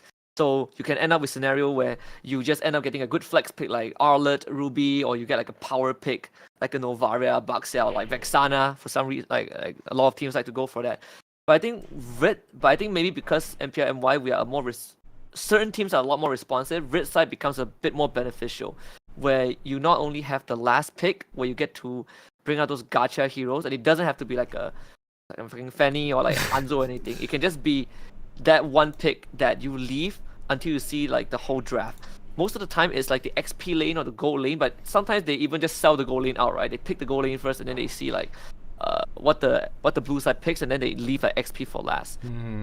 So I think I think the reactiveness that red side gives you is a bit more important, because let's say if I leave like an Arlet or Novaria go, I still get 2 power picks, right? Like that's where you say like, the Mino +1 combo, or like the Barats +1, which is something that you don't really get to achieve on blue side. And if you want to take someone like Grok, usually it's like second, third pick, and mostly third pick, and that's also like more of a red side thing than blue side. What if I get a Mathilda though? It's over. I mean, it's over, right? Considering, at that point, yeah, at that point, like, it's done. Yeah, like why are we drafting? Should we just move GG, go next? I think Malaysia's in a unique spot because we're the only place who drafts a little weird, where we kind of like let these power picks go, kind of like maybe to stroke our own ego to a certain degree. Like how often do you guys get to watch? Whoa, where did Arashi go?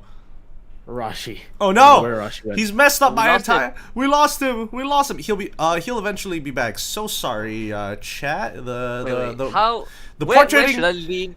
Where should I lean? So he's back. He's back. He's back. It's good. How was that? I don't know, dude. I was like, No I worries. was like, where do I lean so I am in the frame? No worries, no worries. But yeah, I do Find the think that angle. MPL Malaysia's in a unique spot where we do kind of like ego challenge people and stroke our own ego very often. Because how often do you see Nolan versus Joy these days, right? Like, not very Jam at the same often. side. Huh? Always. All the It's always time? jam at the same side. I mean, usually it's banned by the same side, either you or like 1-1 on either side, you know, because it's good. Matilda as well, same goes for that. But somehow in MPL MY, shit like that gets to go through for some reason. Maybe we're not as template as everybody else, and that's why we're the most entertaining reason. But based off the data, right? I'll tell you right now, MPL MY. First week, 60% blue side. 60% blue side is winning. Ooh. Red side, 40%. MPL Indonesia, 53.75% blue side, 46.25 red side. And MPL PH, which has the most skewed data, which to me I found very surprising because they played a decent amount of games, not as much as MPL ID because I think that one kind of balanced out eventually because you guys have played like a total of 80 games compared to 36 games. 61.11% blue side compared to 38.89 red side. Is that PH or That's MY? PH. Holy shit! Yeah, That's yeah, blue side. I'm crazy. telling you, blue side is when Yeb goes for blue side instead of red side, you know something's wrong with red side, brother. Like Yeb, this is the guy who just loves red side. It doesn't even matter, but he goes blue side against BTR both games and like forces. You know, like the 3 bans he went for against BTR was Baksha, Fredrin, and Barats. Barats, yes. And he was able to force basically the game to his side, like whatever he wants to play, because he was on blue side. I'm telling you, dude. I don't know. That's it. That's what the numbers are telling me, and that's why initially I would agree with you guys about the red side, but after looking at the numbers, it is definitely, you know, put a glitch in the matrix for me there. So PH is 60% blue side. Yeah, right. That's crazy. okay. 61%. Okay, that's- It's that's pretty cool. nuts. What about ID? I I think it's blue side, right? ID is blue side. Win Yes. Win rate is 53.75%. It's closer. You guys, keep in mind that you guys play 80 games compared to MPL PH, who has only played a total of 36 games. So that skews the data a little bit more. Yeah. Still kind of crazy though. It's like so one-sided. It really is. It blows my 60% is mind. Crazy. 60%. I legit thought we that- would have more of a conversation on this particular topic, but then after looking at the data, I was just like, it's nuts. It's nuts. Wait, It's- hold up. Is that Wolf? Is that Yves Saint Bob Laurent? Pero Ulf is Yi Song Kai Sam Yi Song Long. I'm pretty sure it is. I'm pretty sure it is. On a side topic, chip theme compared to the new aspirant promo. Yo, Chip, 100%. Chip Also- 100%. No, this is the Wait, what do you MAL mean? coming out of you. This is the Chinese You- broadcast you MAL have coming no out idea of you. how frequent I had to listen to the Chip theme. All right, What are you like brainwashed? every waking hour is just the whistling in my head. It's just Chip. Come on and have a bag of chips with me or some shit like that. Yeah, the yeah. lyrics, it is catchy though. Like I like it. It's catchy. Yeah, the rest, chip theme or aspirant promo. Aspirants, dude. Like as much as it's catchy, fuck the hero. It's so fucking bad, bro. Every time someone picks it up in my rank games on my team, I would just close my phone. But if it's an enemy team, I'm like, fuck, 3 points, let's go. Because nobody knows how to use it. But yeah, the theme is pretty good. But aspirants, dude, did you not see? It is literally aspirant. like so like well animated. I think during a waiting screen, I was It is pointing the out in the best. town room. I was like, dude. Who animated this shit? Did they get like an anime studio to do this? Like this looks good, dude.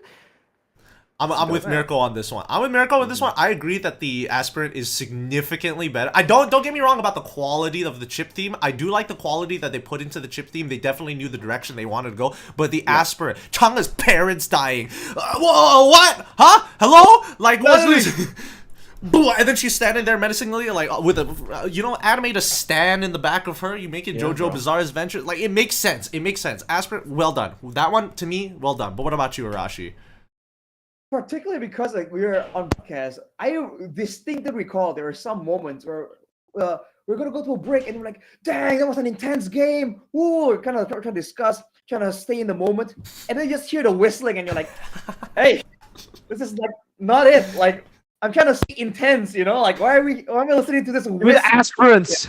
It kind of ruins the immersion. So I remember like thinking like, man, what the fuck? It's like so it's just not the right time for this, man. I can listen to this like some other time, but not now. Not in the middle of a tough series. You're just shouting over at the EO. It's just like, play We Own This!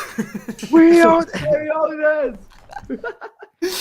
Yeah. Also, that is why I don't like the chip song. Like, it's cool and all, but you cannot replace "We Own This." Stop trying, brother. "We Own This" will come back and take your spot.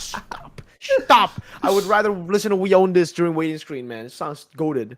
Oh, the song is too goated. The song is too goated. All right. With that being said, we've kind of covered everything here at the MPL After Hours in terms of the game, the community, and all the good old stuff. So I'm curious about you boys. This one, we're gonna jump straight over. To the oddly personal segment because I think that I've sent these guys a list of things that I wanted to talk about. The caster's POV. I think the only one that I do really want to talk about that to help segment into this is what are some of the storylines that you guys are workshopping, because at the end of the day, the MPL is a show, and there's obviously going to be, we're going to try our best to give a narrative of the situation. We're not going to know everything about the situation, but it's nice to kind of dramatize it to keep you guys as the viewers engaged. So I'm curious on what MPL ID is currently doing with the current storylines that we have going on. Do I start? Go for it. So it's all about the return of the veterans, I think, for now. Because look at what's going on. I mean, Rex Legends. just brought back Vin and Lemon. That was also a crazy one. And yeah, like we're talking about the best matches earlier. I think the Geek Fan one was very highly anticipated because that new roster looked a lot more solid in the previous match, and they were doing pretty okay. But of course, there's a lot of issues with changing players. Just that. But yeah, I think the whole veteran thing has been very we've been gassing it up a lot because it makes for a great storyline, and there's a whole lot of like new blood, old blood rivalry for sure. Are there any like stories? Crazy. Okay. Are there any like storylines that you're hoping kind of like surface up naturally instead of having to like curving, gotta do the PR, public relations to get into the right angle? I mean, if RQ wants a comeback, go that'd be a cool storyline. I'm just saying. All right, I respect that. What about you, Mirko? Well, I think for the longest time, I think MPL ID, we've really struggled with diversity, like in terms of who becomes the champ, bro. We've just seen Onyx, Evos, RRQ on repeat. So really, almost every season, it's almost like, are we gonna see a new champ? And then it'll probably just be Onyx. But then, yeah, now it almost seems like it's possible, which is strange, right? Onyx are third currently in the standings. BTR one, or actually Onyx became they're second now. Piece of shit. But yeah, BTR, Onyx, Aura. So it's the fall of the old and it's the rise of the new. Aura, BTR rising up there. RQ Evos being like in the red zone 7th and 9th, dude. Like I think for Evos, a lot of people expected them to be 9th, but no one expected RQ to be 7th. I'll tell you that much. I did not expect this roster to be 7th. With Brusco, with Irad, I really thought, okay, maybe Brusco. I was like kind of like, okay, well, we'll have to see about him, but he performed pretty well at MPL. Then they got Octa, and then Octa was the guy who was not performing well.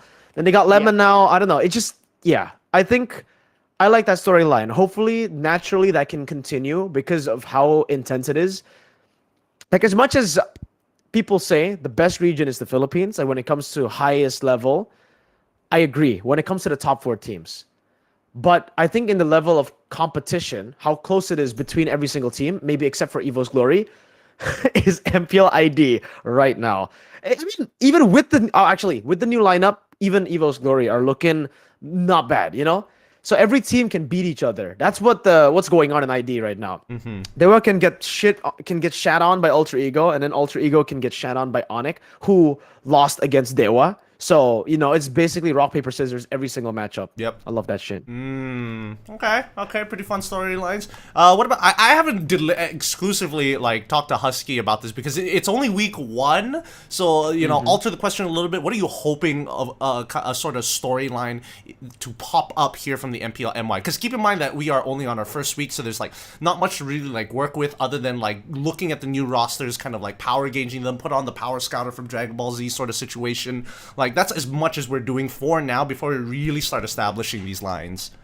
I think we had certain like subjects that was brought up already. I distinctively remember I remember mentioned certain things like, oh, this year is like an important year. I think the theme itself, right? It's Misi Malaysia. It's like Bangkit. It's like Rumah Kita. Very very important year for us, especially like when we are hosting M series again after like 4 years. So that's the thematic, and working around it. I mentioned this on broadcast, something along the lines of like, because this is such an important year for us. People are coming out of retirement. Freaking Dominus, Dominus, Lacia, right? Like Moon is coming back. People who should have retired or at least said they want to retire didn't retire. Like, you know, looking at you, Zora and Sasa, you know, playing for another season, and then on the other hand, you also have like MV, like players who are like essentially nomads now finally have a home. It really feels like the entire scene, or at least like the creme of the crop, they're coming together to like fight for one mission. And then we are also like getting imports to help us with it. That's the theme I had in my head. But what I hope to see, honestly, is a season where our winners are no longer just like the hometown champions, you know? Like we go on to the international stage, we actually can compete. And so far, I think the only team that gives me that vibe, just off of week 1, right, is SRG. They feel prepared for it. If they keep up this performance, I think that we might see them on the international stage. And I think it's fine. I think it's time to usher in like a new era. Like Homeboys winning, that's great. We ended the Todak legacy. But what if Homeboys doesn't get the back-to-back after such investment, right, in imports? Yeah. What if it's SRG that tops them? I think that would be great. I think we need that shift locally. Because every other region, like the fans are just shitting on us, right? Like fucking, we are just a clown fiesta. Sometimes I agree with it. Like certain games does make it seem like that, but perhaps like this is the year we change their mind. And I'm not hoping for us to lift the MCH trophy. I feel like we are not there yet. At least not within 1 year. But if we can put up a good fight, then you know, dying on our home soil will not feel that bad. If you catch my drift. Yeah, I can agree with that. I can definitely agree with that sentiment. I think, you know, obviously our theme of like Bangkit, Ini Rumah Kita, like it's, you know, M6 is going to be here in Malaysia, so therefore we want something that's we can be proud of at the end of the day to kind of reignite like what happened, if not do better than our best performance, which is M1. That's like hell a long time ago, right? In terms of like storylines, and I'm hoping that the season develops it a little bit more. I'm thinking KGE for an example. Yeah, I love Sasa and Smooth. I think they are very much pillars of their roles, but they are also supplemented by other team members that definitely need the help. Like Ruff, for an example, coming in from KGE. I think that he definitely needs a little bit of. Wait a minute, no, I'm getting this wrong. Detto. Yeah. No. The gold laner. It's Golden Sasa. KG is Golden Sasa. Then who am I thinking of? Oh, sorry. I'm thinking of JP Niners. MV. No. I'm thinking of JP Niners. I'm not thinking of Ruff. I'm thinking about Zavs specifically because his story is pretty interesting, right? Yeah. I think that the top four, it would be interesting to see a team that like. Oh man, I can't even say top 4 because there's one more theme that I'm hoping that actually goes through. Okay, so the first one that I'm hoping for is that Todak really like kind of pulls their shit together and kind of like starts looking like a proper team sooner rather than later, and to start contesting for the top 3 spots amongst like, as of right now, strongest looking one, SRG, and obviously Homeboys when they get back to farm, because week 1, they clearly can play better than that, and I think everybody kind of knows it, but are either too afraid to admit to it, or they're like, you know, they're a hater and they just want to like dunk on them for that particular reason. Another team is MV, because we need some local flavor, dude. If they make it into top 4, and like if they make it even into top 2, I would be hella impressed. They're the only local lineup left, so it'll kind of make everybody think like, imports? I mean, imports are great and everything, and I hope more imports. I'm hoping that the rest of the Kages will come and, you know, join Malaysia. Drian, you're next. Yeah, if Anti-Mage wants to join, just get the old Onyx ID back together again. Bring the gang back. We already got 2 out of the 5. Yeah, dude. You need Drian as well, the last Indonesian Kage. I would say though, like one of the themes that unintentionally popped up was actually right after RSG Malaysia in particular, when they lost, well, they won their game, but it wasn't like a clean win against MV on Saturday. Oh, it was like a 2-1 win, but it was like very, very sloppy win. It's more of like who made more errors. So, and then like Storm helping keep it together for the team. I think this also applies to Homeboys, where you are seeing two teams that started out like incredibly strong last season. Like they came out the gate swinging, no one could beat them, and now they just have a very, very rough start. Like winning doesn't feel as good. So it could be like them a rebuilding phase, and if that is the case, then perhaps down the road we would see RSG Malaysia actually reach their prime, which is something that I've been like poking fun of like the entire series. I was like, man, if this is RSG prime, we are fucked. They are fucked. Like, not it's we, but over. they are.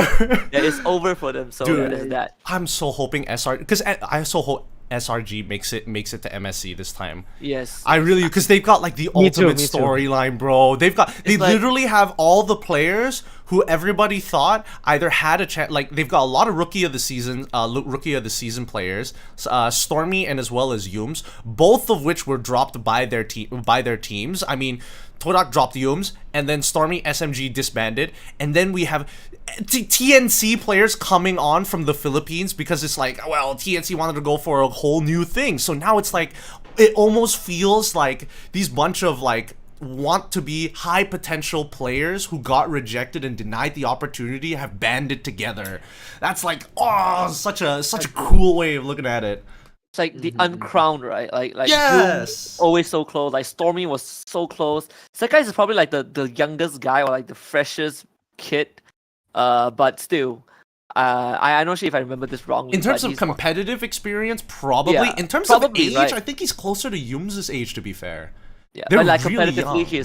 he's like the freshest one. But I think for SRG, like first season 6th place, second season 3rd place. I already have it in the back of my mind even before the season starts. I know in my heart they can make top 4.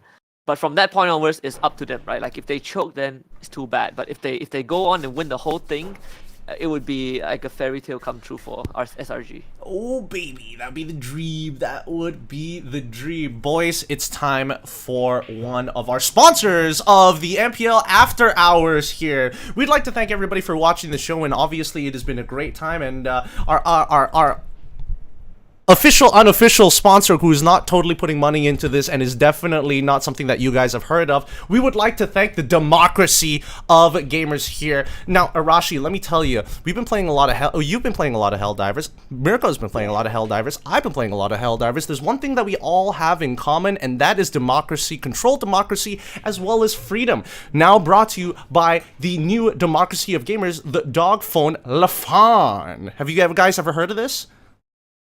I actually heard of it. Yeah, I heard that it comes in like some very interesting shades of color. I heard that you can customize it like non-binary style, put whatever the fuck you want on it. That one sounds great. So yeah.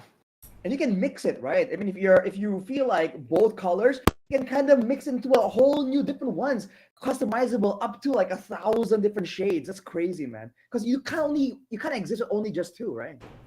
The dog phone Lapan, as my friend, a very the close friend of mine, Lafel would say, the phone comes in a lot of colors. It's kind of like race. He likes it mixed, and you guys can go for all the mixed colors you guys can get. Octa-core as well, it comes with that. That means you got 8 cores, nerds, in case you don't know what Octa means. It also means that, Octa is also the bad player from our... Anyways, 165 Hz screen refresh rate, can record in 8K UHD and 6K UHD to watch your Viva Max. Yep. I mean, if there's one thing, I want to tell you guys a story. Before Lafel became Mirko's roommate, he was my roommate. And obviously there are times where we get lonely and we miss our girlfriends more so than... And now, for some of us, for Lafel in particular, congratulations, his wife, that 165 Hz refresh screen rate is a blessing in disguise. I used to have to jerk it on my side so Lafel doesn't see it with a monitor, and sometimes he would tip over and be like, hey, could you turn the screen a little bit closer to me so that I could see it too with the high refresh rate? And I'm like, no, dude, that's kind of weird. But overall, it's a great phone to consider. And let's not forget about our other sponsor, our telco provider here, that is totally not putting money into this and actually don't sponsor this at all. Hot Link to the Past. Boys, now, Mirko, have you ever wanted to talk to the dead. Bro, that hits close to home. Yes, I've wanted to talk to the dead a couple of times. Hotlink with the past enables me to do that, man. Now I can contact all my dead relatives and tell them just how babaero I am. Dude, the best part about it is the fact that you can get this prepaid service with 5G capabilities. And better yet, yeah, 5G. And you get 20% off if you use the promo code I wish they were here. Yeah, that's why they've been setting up these 5G signal towers like near my place, right? Because I had a lot of relatives that unfortunately passed, and I really wish I could tell them like how much I care for them, and most importantly, just berate them for giving me fucking 2 ringgit for Chinese New Year. I think that's not enough. I think it's stingy on their part. I really wish they were here, and Hotlink to the Past gives me that capability. How has Hotlink to the Past helped you, Arashi? You know, I always had questions, but in the end, I feel like wisdom comes with age. So who better to ask than the guys who've been here way back? That's how I can get such good insights on MPL ID since 13. I mean, I was using it to contact my great grandfather, and he just dropped some wisdom on me, man. Well, with And that, don't you worry, because for everybody who can relate with Arashi, who still have alive parents, as everybody would say, time gets everyone. of course. If only the telco towers weren't the size of monoliths blocking the sun in the morning. Thank you to all of our non-official sponsors who are not putting money into this and are not sponsoring us at all. But yes, now we come to the final segment here where we get to kind of chill and talk about everything that's going on with outside of the MPL. And this is something that I'm generally interested in knowing about you guys because we don't get a lot of time. A Husky, obviously, I get to talk to a lot more than our international friends here at the desk, but we would like to talk specifically about work-life balance. This is something that I've been contemplating previously. Yeah, work-life balance, because I have definitely in this esports industry burnt out many times. There's a lot of times where I've considered dropping casting altogether because I'm so burnt out of like the constant grind of doing esports day in and day out. I'm curious to see how do you guys go out with your day-to-day with the work-life balance? Is there a way for you? Is there like a formula that you guys have kind of cracked, or are you just like powering through it? Oh, who are we starting with? I'm starting with anybody who speaks up. Oh, work-life balance. You know, I find that that's very important because throughout my life, I think it began with like university. I think a lot of people who were in university can relate that is it feels very grindy to a degree at some point. And with my other endeavors, I mean, me and Mirko, we used to coach for a bit as well, kind of. More detail on that if you can ask elsewhere. I wouldn't go into it right now. But I really feel like the burnout thing is quite dangerous, quite fatal. So I personally try my best to try and find a good balance of like working hard and then like take enough rest and do other stuff as well. And I mean, recently I've been getting more into like working out. Actually, I mean, Mirko can testify to this. I've been going to the gym with him and all that. I think it's a great thing to get into, right? Like your personal health will also like affect your mental health, your physical health affects your mental health, and that can help with burnout as well. But I think it's important to just know that you have other things, in my opinion, because if you go all into like your career, then you kind of like lose a lot of things. And then that's where I think you might end up like feeling kind of lost. Dude, if that's what you're worried about, have you considered smoking crack? I think there are steps we could have taken before we get that. Okay, like, I mean, I don't even smoke. I'm just saying. I'm looking for immediate solutions. Working hard and discipline, damn, dude. But I'm surprised going for the workout and stuff like that. Are we talking about like going to the gym? Or are we talking about like general like workout? Like, I'll do 10 push-ups and then after that walk around my house, walk like around your condo. Sort of situation, like how intense are we talking about here? 5 breaths, 5 breathe in, 5 breathe outs, just standard. Just like that. I feel like it's good to have physical activity regardless. I mean, I myself, I do a lot of things because I'm a guy who really likes different experiences. But yeah. Whoa. Damn. Wow. Crack. I saw that look. I'm like, wait a minute, hold up. Whoa. So, Whoa. I mean, I do Whoa. airsoft. I think tomorrow I might Whoa. go rock climbing Whoa. with Donnie Eterna and Mirko if he wants to come as well. So I feel like any kind of physical activity is great. More variety, I think, makes life more fun. But I've recently just really, I think, appreciated the benefits of going to the gym in particular because again, it's more efficient, it's more targeted, and the benefits isn't just like, oh, I get ripped, I get strong. Like there's a whole lot of other benefits like increased metabolism and all that. So even if you don't like work out intensely, you're not trying to look like Arnold, you can still kind of like lose weight, etc., etc. And I think it does a lot of good things for like your kind of like personal image, like Mhm. how you see yourself. So I think it's good. Dude, Not just like gym, but I everything. swear to God, all casters at this point are going to be just working out. That's going to be the go-to thing, and I'm going to be the only one smoking crack by myself, which is a sad thing. Both, why not both? Oh, Why not both? why not Crack, both? you do like a Simultaneously. Yeah, It's as bang on the easy as crack that. in front of you, right? Run the treadmill. That's true. That's true. That You're could be the new clocking it. technology, man. Talking enough milestones, the crack is yours. You get a whiff of it. They should do an event where like they have like an esports tournament and all the casters are just on crack. What? So all the players too, right? All the players too. So they'll just be fucking playing around too. Dude, it would literally be the fastest show ever because everything is just going 8 times faster, but everybody who is just like not high out of their minds are like, what is going on? Whoa. It's the first 100 total kill game in MPL history. That'll be crazy. They forget about the base entirely. But I think for me, the way that I balance is I don't fucking balance. Work is life and life is work, baby. We fucking work all the time, baby. Okay, rest is for the weak and for the old. And I am not weak nor old yet. Okay, we'll get to that point. Time gets everyone. You know what I mean? But right now, no, I still have balance. It's not just work. As much as I try to produce content outside of MPL, as much as, you know, I love casting. And for me, so far, I have never felt burnt out yet.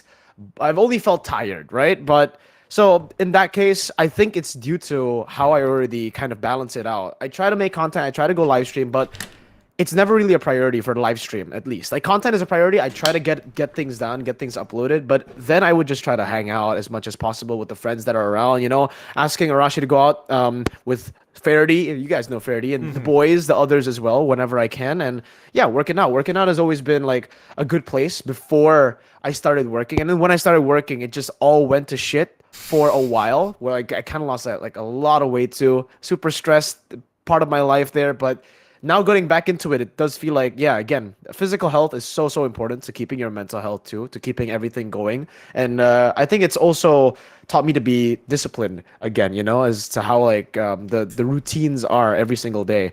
So that has really helped me with the life balance with work. So work out, have fun with friends, play other games too. Yeah. So what is out of the 7 days, right? 7 days we minus 3. Let's assume you're working all 3 the whole weekend for MPL. How do you balance out those 4 days? All right. So Monday is basically just the pure free day. That's the day. That's why I'm not doing anything. That's why you don't see any content. Though I did upload the April Fool's thing. That's but yeah, that I was was about to mention. DJY. That was just like 5 minutes of recording. He just asked me to get on 5 minutes, etc. I think that doesn't count as work. But I just hibernate today. Like Mondays, I usually just hibernate. Tomorrow is when the gym starts. Wake up, eat, go to the gym, and then come back, record content, and then at night go out with my friends, you know, whether it's eating dinner, whether it's just playing billiards sometime, whether it's just chilling in the cafe with some boys playing MLBB even sometimes. We don't even get tired of MLBB. We talk a lot about MPL ID actually during like these hangout sessions, me and my friends. So yeah, and then it'll just be the same thing for the next 2 days, but just with different activities at night. It could be streaming if I'm not going out, if I just want to play and, you know, interact with viewers. Okay. What about you, Husky? I already know one of them. I'm gonna be listening out for the rest of them. But do tell people your recent. Well, I wouldn't even say recent hobby. You've been doing it for a while now. Yeah, I mean, yeah, I think my routine now is pretty packed, right? Like 5-6 days of cast a week, and it's not just MPL, right? MPL, MAL, so like 2 languages. I do a little bit of like non-mobile legend stuff like Free Fire on the side, but that is like just a small chunk of it. Then recently I started teaching tuition. So certain private schools, international schools, they Wow. have like extracurricular activities where students like they sign up for classes, and in my case is they sign up for ML classes, and with the goal of making them better players. Whether they go pro or not, like years down the road, is their prerogative. But like my job is there to help them understand the game on a higher level. Like that's what I was hired for. So there's that. Thing gives me like a sense of purpose, right? Like I love my work. It's like the main reason why I'm even doing this in the first place. Like back then, if the times where I want to give out on it all, it's like, oh, I come too far. Like I love this too much to let go. But aside from that, I go bouldering. Been doing that for more than a year. So bouldering like every week. And usually I try to really squeeze out time. Like even if I'm working, if my call time is in the evening, I would climb in the morning. I just try to make use of it. But aside from that, it's actually quite boring. Just casting, and then like Whoa. bouldering on my free days. Sometimes I play games. Like sometimes like my friends like Gideon or like everyone else would be on Discord, and then, like I would see them on Discord, but I would not hop in because I would just like want some free time for myself, right? Yeah. It has been like that routine. So I probably have the most boring routine in recent times, but I'm enjoying it. I think like it gets me into the headspace of like wanting to fully commit to ML, because that's something that I sort of decided like almost 2 years ago. I like, if you know my history, I did Wild Rift. I was offered MPL actually, but I chose Wild Rift over that, and Wild Rift went to shit. So got an MPL, and then from that point onwards, I was like, through thick or thin, I want to like stick around for a long time. Like this is because it's what I believe in, and now I get the chance to not only do MPL but also like MAL, and it feels like things are coming together. It is tiring. Like I can feel like I might be burning out. So I've been like taking care of myself, especially my voice, because this thing ain't cheap, you know. True. Yeah, Sure. yeah. But aside from that, it's like very straightforward. No, on work days I work, then I take out some times to like de-stress. On free days I go bouldering, and then come back and I continue to de-stress. Ooh, dang, dude. Dang, I don't know. Listening to your day, sometimes I'm just Yeah. like, holy cow, I would not want to do Sometimes that. I look at my calendar and I was like, why did I even do this? but then like I am reminded like why I even chose to do it in the first place. Like Oh, that's it's not fair. like someone pointed a gun at my head and be like, do it or else. It's like I chose to do it. I could have said no, but maybe like how I look at it is it's a new experience. Maybe I can get something out of it, right? Even if it doesn't go well, at least I tried. And it's like what, my 7th year already, and you know, hitting my 30s in like fucking 3 years. Ain't got much time left, I guess. So I have to like grind it out and really like That's set definitely a the fact. foundations for like the future, for whatever it holds. Yeah. Yeah, man. I get really depressed thinking about that all the time. You know, building up to this, like even before I started like posting content regularly, before like the MPL after hours and stuff like that, and like prior to the scam and things like that, all of it kind of like got me thinking, like a lot of introspection, of course. Obviously, my insecurities were getting the best of me, and on top of the contributing factor of post-event depression, where it's like there's just no event to do. There's no event to do, and you're sitting around and you're just like, yeah, I'm gonna blow my brains out at some point, because it's just because it is such a regular basis that we do this, right? Every time an event ends, whether it be the regular season, what's the next thing you're looking forward to? The international. Then what are you looking for after the international? You're just like, the regular season, I guess, but then eventually it comes to a point where you're in the off season and it's just like, what do I do with my life, man? What am I doing if I'm not casting? So again, I was like facing a lot of like depressive thoughts, overcome, not only just overcoming that, but kind of like putting myself together and figuring out like the ultimate goal. Actually, what do you got? I know I've brought this up to like pretty much everybody that I've worked with in casting, but I think this is a good topic to talk about, which is the ultimate future goal, right? Husky brought it up. We're getting like me and Husky, we're getting closer to our 30s. It's getting to that point that we know that our time is running out, and more importantly, I think every caster needs to understand that like casting is not a forever thing. It is like it is a short-term thing. It is a short-term thing, but it's not going to be like you're going to be doing this for the rest of your life. You can't just be like, oh, I'm a surgeon, I save lives, and then I make enough money to like retire forever, right? Casting does not get you to that level, unfortunately. So I'm curious to know what your opinions on this are. What are your future ultimate goals, Arashi? Me? My goal when I feel like when people ask me like, how do you know if you've made it, right? If you've reached your end Peak. destination, my goal is to be able to be like, let's say we're here right now and we're talking like, hey, there's this like thing that's interesting or this thing that's fun. Let's say, somewhere really weird. Let's say like, oh, in Madagascar, there's this like thing we can try out and it's very interesting. It's like a once in a lifetime experience. I want to be able to go like, sure, let's go there in 2 weeks. Like boom, just like that. So that's like my where I want to be. That's like my what I'm chasing ideally. Mm-hmm.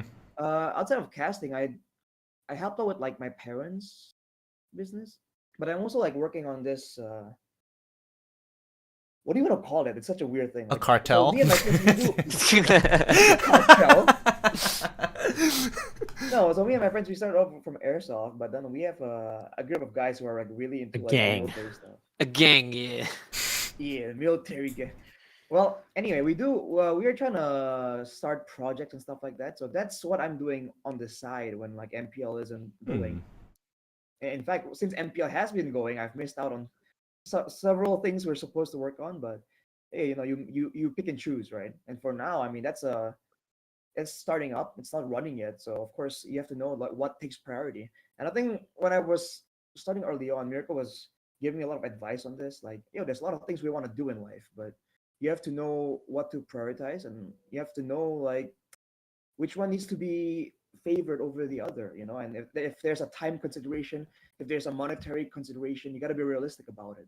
And so I try and do that because honestly I'm very idealistic, as in I want to be able to just do everything and like do what's right, like, oh, sometimes even when there's MPL, I feel like this is something that's so important, I want to ask for a day off and then do that. Mm-hmm. But yeah, there's times where you have to understand, like, you're an MPL caster, that comes with a set of responsibilities, and you kind of have to live up to it.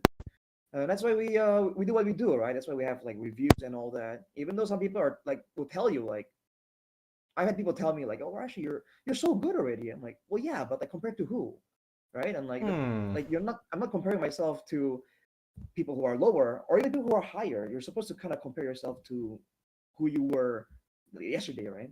So if there's still somewhere to go upwards, obviously not downwards, then you want to chase that ideal while still kind of working on the other stuff. So hopefully that's gonna work out, and if it does, yeah, there is potential, but that's where I'm at right now. Okay. So What like all about that military stuff. all the military? Okay. So what about you, Mr. Priority Master Mirko? Apparently advising Arashi on these things. Yes, sir. I love to help my boys out, people I care about. I like to help out. I mean, Arashi has given me a lot of advice throughout the years too. It's just nowadays when he asks me, of course I also help out, with the advice, because sometimes Arashi does get other hobbies over the job, even sometimes like the Mirko, you gotta try this priorities crack, aren't bro. It's straight. crazy.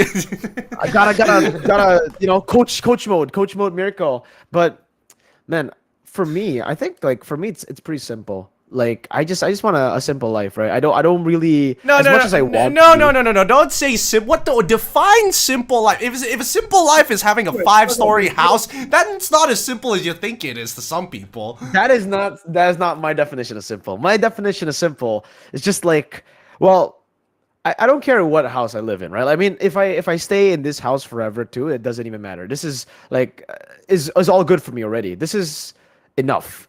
As long as I can eat whatever I want to eat. Like, I mean, if I want to go out to restaurants, my girlfriend, if I want to go out with my friends, I don't even need to go like to different countries all the time. So from time to time, can go outside abroad for vacations and stuff. That's all good. As long as, I can keep it sustainable, keep everything in my life stable too. I think that's enough for me. I don't really need 5 cars, 5 stories, a house with 5 stories, shit like that. Just that, yeah. My end goal is like probably for work too is probably just streaming. I really enjoy streaming. I really enjoy like talking about the game still. So hopefully, MLBB doesn't die, and even if knock on wood, I don't cast anymore. Hopefully, I can still continue the legacy and continue talking about the game I love through YouTube and through other platforms. Okay. Interesting. Interesting. All right. What about you, Husky? What about you? You were the one who brought it up, getting to your 30s, reminding me about my own goddamn age. Yeah, I mean, sure, we come we on. had this Yeah. conversation before. Wait, hold but, up. How old are you guys? How old are you guys? How old is Husky? I forgot. How old are you, Husky? I'm 27. I'll be 27 this year. 27. Yeah. 27 this year. All right. Gideon? 28. 28. All right. Arashi? Turning 28 end of the year, I think. Okay. Okay. So, Okay. yeah. Now I got the. Same age. Fuck you, Mirko. Yeah, fuck this little baby ass fucking diaper wearing this son of a- Excuse me, Grandpa. I'm sorry. Don't worry, we can But share yeah. the same adult diapers later in life. Time gets everyone. I'll call you on a hot link to the past next time. Yeah. But I think the ultimate goal is so like I think in recent years, especially at because I actually started doing this full time during COVID. Like prior to COVID, it's a part time thing. I had like a full time job, didn't work out, COVID happened, and I just YOLO'd it with like zero money, and it like by a stroke of luck I made it like somehow. So I think over the years I developed like a compulsive obsession over the entire like the entire concept of casting. It's like every and then it has led to it's led to like this kind of like unhealthy mental state. Sometimes it still creeps up on me where you get like overly conscious about your performance. Like you miss a beat, like you miss one beat, and then like that beat ruins your day. Sometimes that is still me. Albeit like, it's more controlled now, but sometimes I get that feeling, and it really sucks because you feel like, wow, fuck, I'm making all these rookie mistakes, right? Like, how is that possible? Like, even on a good day, it doesn't feel good. Preach, So there's that. brother, preach. Yeah, that doesn't happen to all. What? Does that happen to all of us? I thought that's like everyone. I mean, I would assume it does, but like the degree it happens, right? Like for me, it was really bad. At one point, it was like really bad. I could have had the best cast, and I would think it's like shit, you know. Like I just couldn't feel good about it. But I think like the initial goal was to reach 30 and then just leave, or like that's where the cutoff point is. But if I can continue doing it, then I would until I really cannot do it anymore.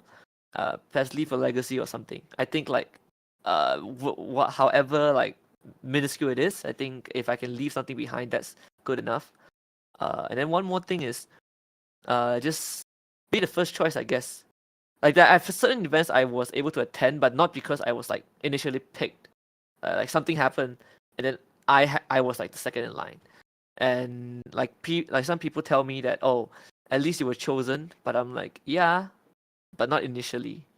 And like I want to be the first in line, and I want to like really have that golden run of being there from start until end, like local league, then regionals, and then international. Just see the whole journey through. I think that would be where I really could like say that, oh, I've finally made it. Like the whole year, and then I stamp my attendance on all those events.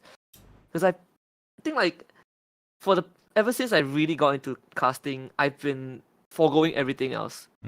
Like I look on socials, like everyone's traveling, like people are getting married, and I'm just like, man, fuck, I worked this weekend, you know.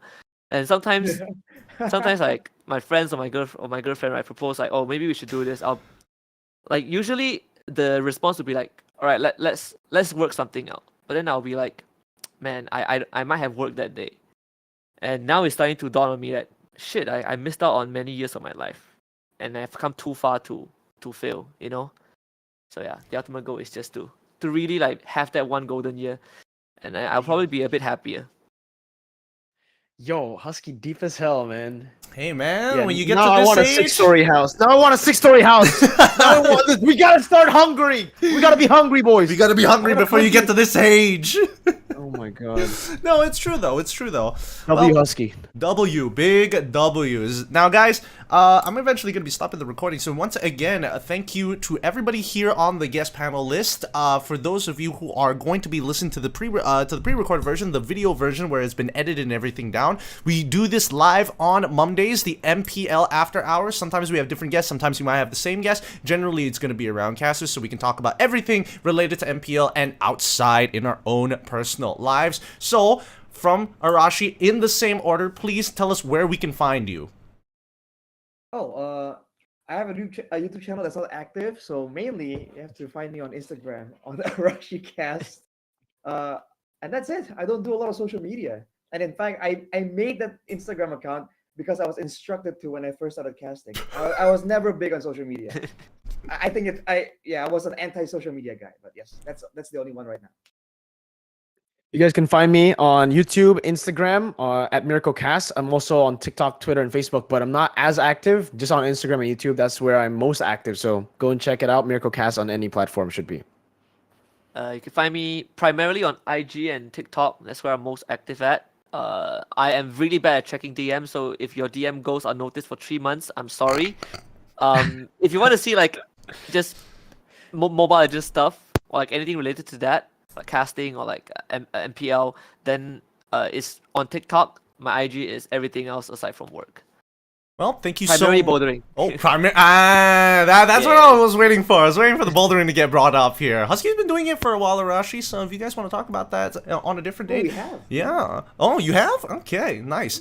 Now, guys, for those of you who are in the live, don't worry. There's going to be a Q&A. There's going to be a Q&A session for those of you who have jumped into my Discord, who've hopped onto GQuest, which you can find down in the link description underneath the video itself. And again, I usually give a heads up on who the guests are so you guys can prepare those questions. It's not going to be part of the video, so if you want to be part of it and want to do it live and, you know, get the live reactions of your favorite casters and get a heads up on some of the sneak peeks of the things that I'm going to be working on, please join the Discord. And with that being said, this is the MPL After Hours. We'll see you some other day. Bye. Wave to the camera, everybody. Wave to the... Oh, yeah, wait, keep waving, keep waving, keep waving. I'm going to stop the recording soon.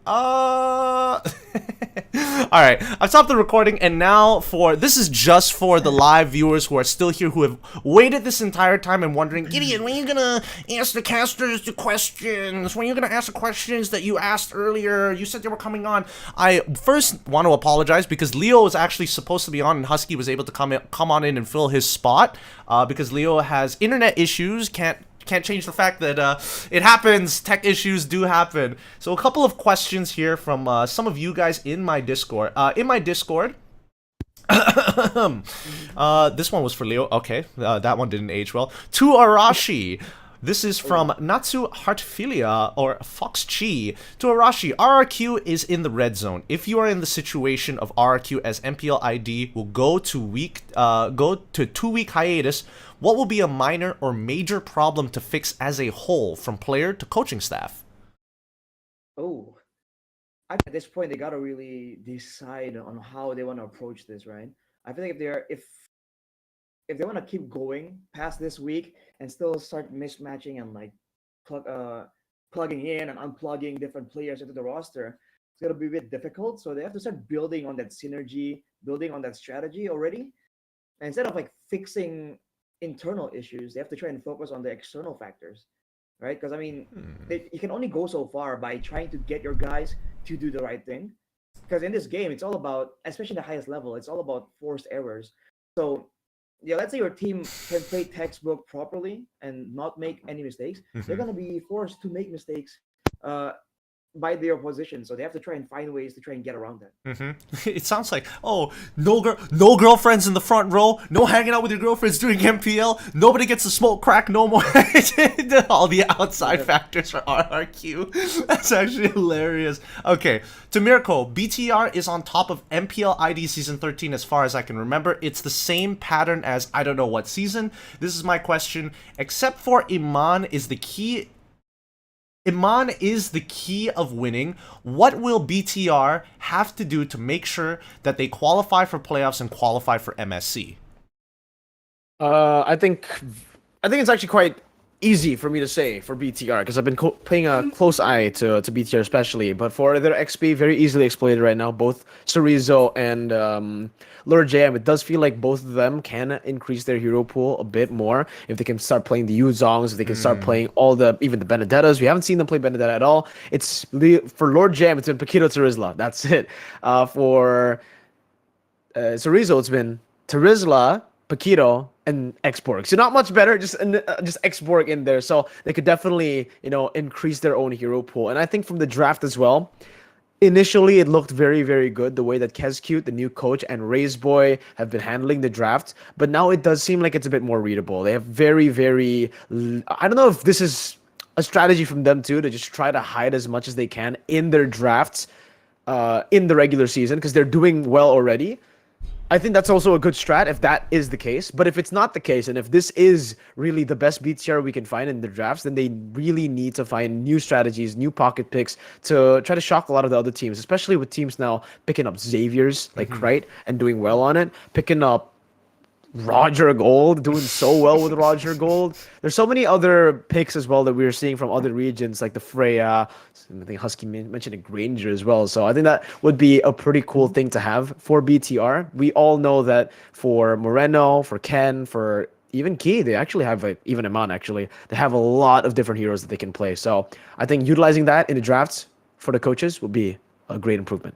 Okay, boys. If either one of you want to like chip on in into the question, feel free to do so as I go on through this. The next question we have is,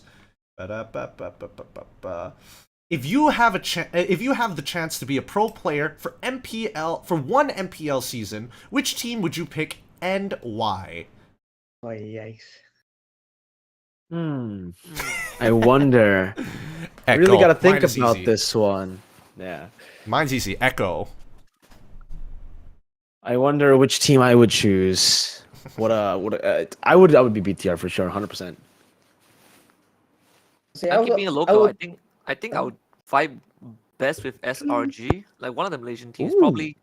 Probably I'll stick with SRG.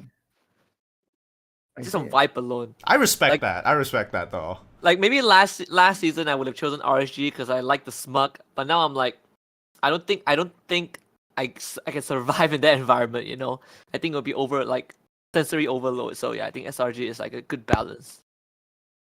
I feel like my first reaction is like, oh, I mean, RQ would be great. And then I if you all know about the pressure that comes with being an RQ player, like, ooh, like the second thought that come through immediately, like, really, dude, you want to know about this a bit more? But if I you're think if I had to choose- if you're anti-social media guy, you're probably not that worried, you know? Yeah. Like, even if you're not a big social media guy, it still kind of will get to you. So who is it? And it's when I'll just go big or go home and just go with RRQ. What do you mean? Dude, I feel like not a big social media guy. They're sending you death threats and emails. I mean, it already happened, right? I mean, which is Through why I'm emails? like, oh, emails? No, not emails. Well, I was like, But we did get death threats, which is a crow Not- lands on your porch not one day, hilarious. right? What? Like a crow lands on your porch one day, like a piece of milk in its mouth or something, in its beak. It's just It's hate like, comment. Fuck you, Arashi. I just hate comment. what a bird. Oh, they use smoke signal, you know? You just like just fan it. Smoke signals. Morse code. How do you talk shit in smoke signals? That's an interesting concept. Hey man, if I knew most smoke signals, I'd be talking shit all day. So that's RRQ. Interesting. I'm surprised you said RRQ. SRG though, Husky. I respect that. I would have done a Malaysian org, but I quite enjoy Echo playstyle overall, and it'll be fun. Plus, I'll be the oldest person there, so. Actually, I'll be the oldest person no matter what team I join at this point. Do you guys have the word sapul in your vocabulary? Sapul? Sapu. It's like elder. Means elder. Poo, sapu. No, Sapul? I don't think we do. I don't think so. Ooh, this Yeah, one's you'll be the interesting. fool. This is from the same guy who asked the question about being a pro player. Your biggest motivation in shoutcasting?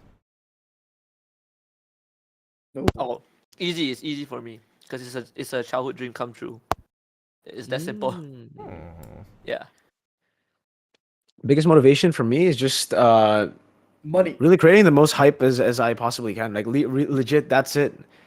Like I just really want these matches to be energetic. The more energetic, especially with the the storylines, everything. I just want it to be a good show. That's it. Yeah, I was gonna say like, oh, money, but I don't know. I feel like, especially Oh, money. Yeah, true. Money for everything. That's for everything, though. Not just But just particular casting. real quick though, I mean, in Indonesia, there's this sentiment, at least like my parents' generation and a lot of people I know, like still resonate with. You can't make a good living by working in this country. In Indonesia, it's not a thing. Like, if you wanna really make it in life, you have to kind of like own a business or something like that, or a trade, right? You can't just work on a wage and have a good living. So, yeah, not quite just money, but I think it's for me it's similar to Husky because I've always wanted to be in esports for the longest time.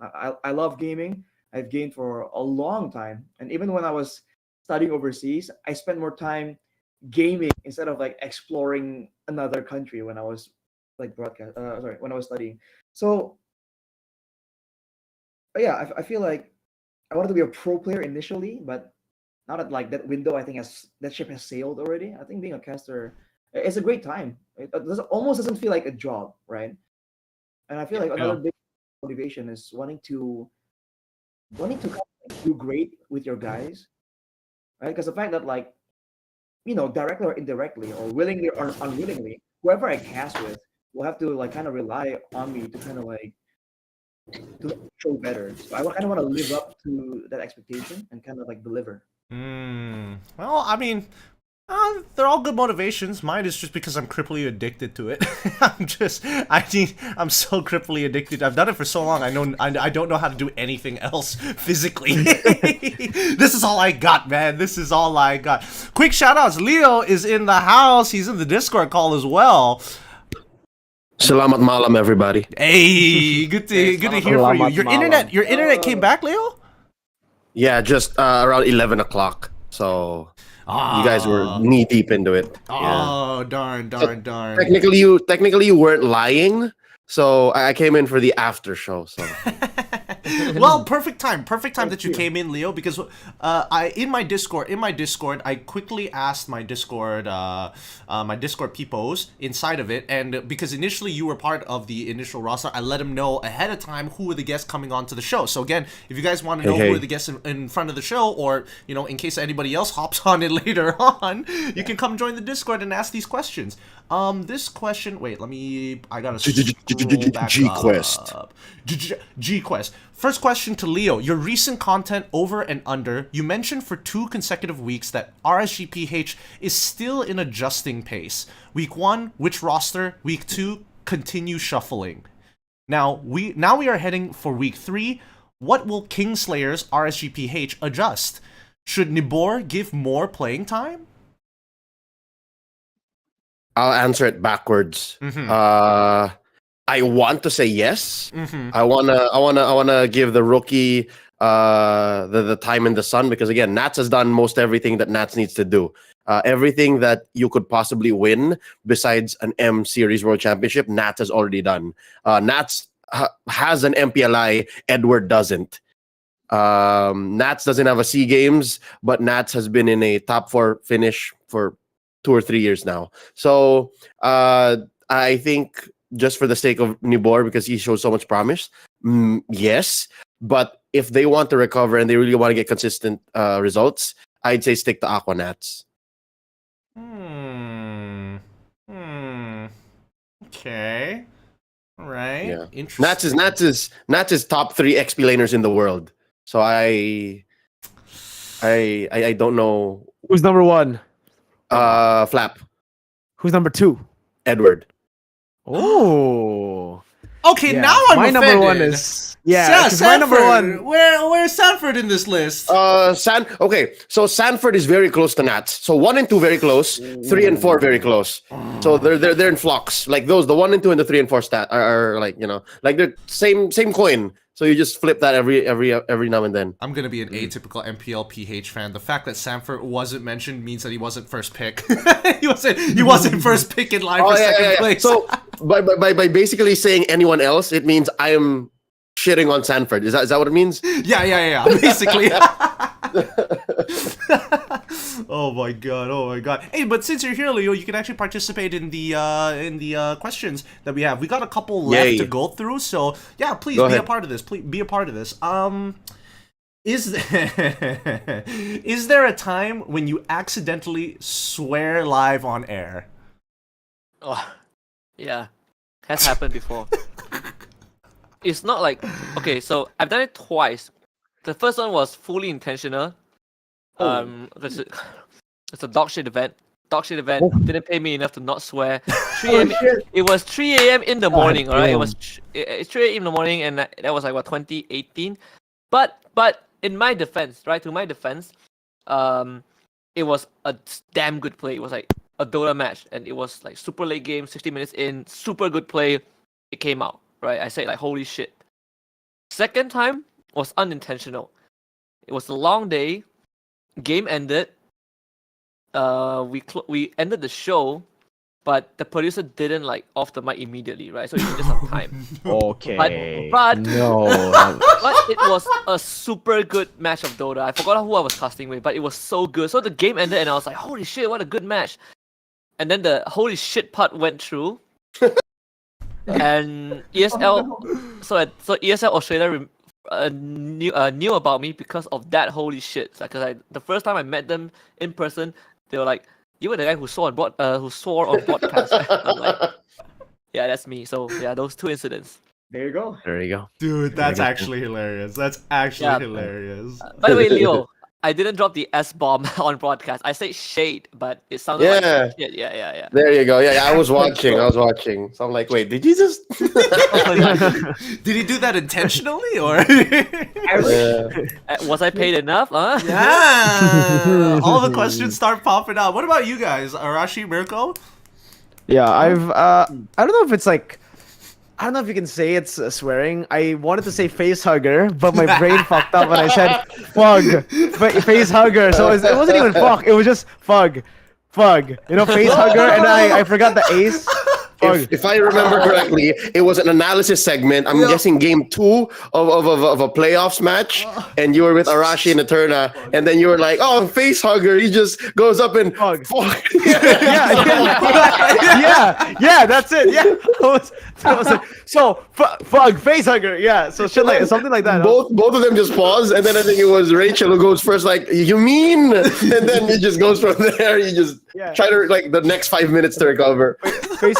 A face hugger, yeah, because that was just a brain fart. Honestly, I don't think that was a swear, right? That doesn't count as a swear. I just said fugger, like fug, face hugger, fug. Yeah. I don't know. If you said fugger, I think that's really. No, really I didn't say towing the fugger. line. I said fug. Fug, I think is okay. I think it's like somewhat. Fug. Yeah.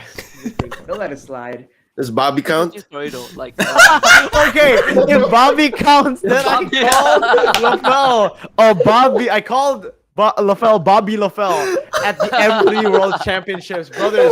World Championship, boys. It's I the called playoffs. LaFell, It's the Bobby playoffs. LaFell at playoffs, knockout stage, M3 World Championship. They took down the backdrop with a crowd behind, VIPs and all, and Miracle's like, Bobby I'm here with Leo and Bobby LaFell. And I didn't even realize that I said Bobby because I was just trying to say baby with a weird accent. And then he was like, bro, I don't think you can say that anyways. And then I was like literally thinking, what the fuck do you mean? What do you mean I can't say baby LaFell? And then I was like, oh shit. I can't believe I just said that. Dude, if for people who want to go down memory lane, they can legitimately find this clip. And you can see the moment Miracle, like, it clicks in his head where it's like... Yeah, I was like, oh. Yeah. He isn't like the most well-known of insults. Yeah. No, I mean, a hard curse word in Indonesia. we were lucky that we were in Singapore, which is a multicultural country. It wasn't like even majority Muslim, right? But it was the fact that it was Lafel and it was Mirko who's Indonesian, and you know, it's just... If that was in Malaysia, Merkel would fucking get lynched in public. Oh, Bobby dude. LaFell, I'm gonna do it. M6 baby, Bobby LaFell's back.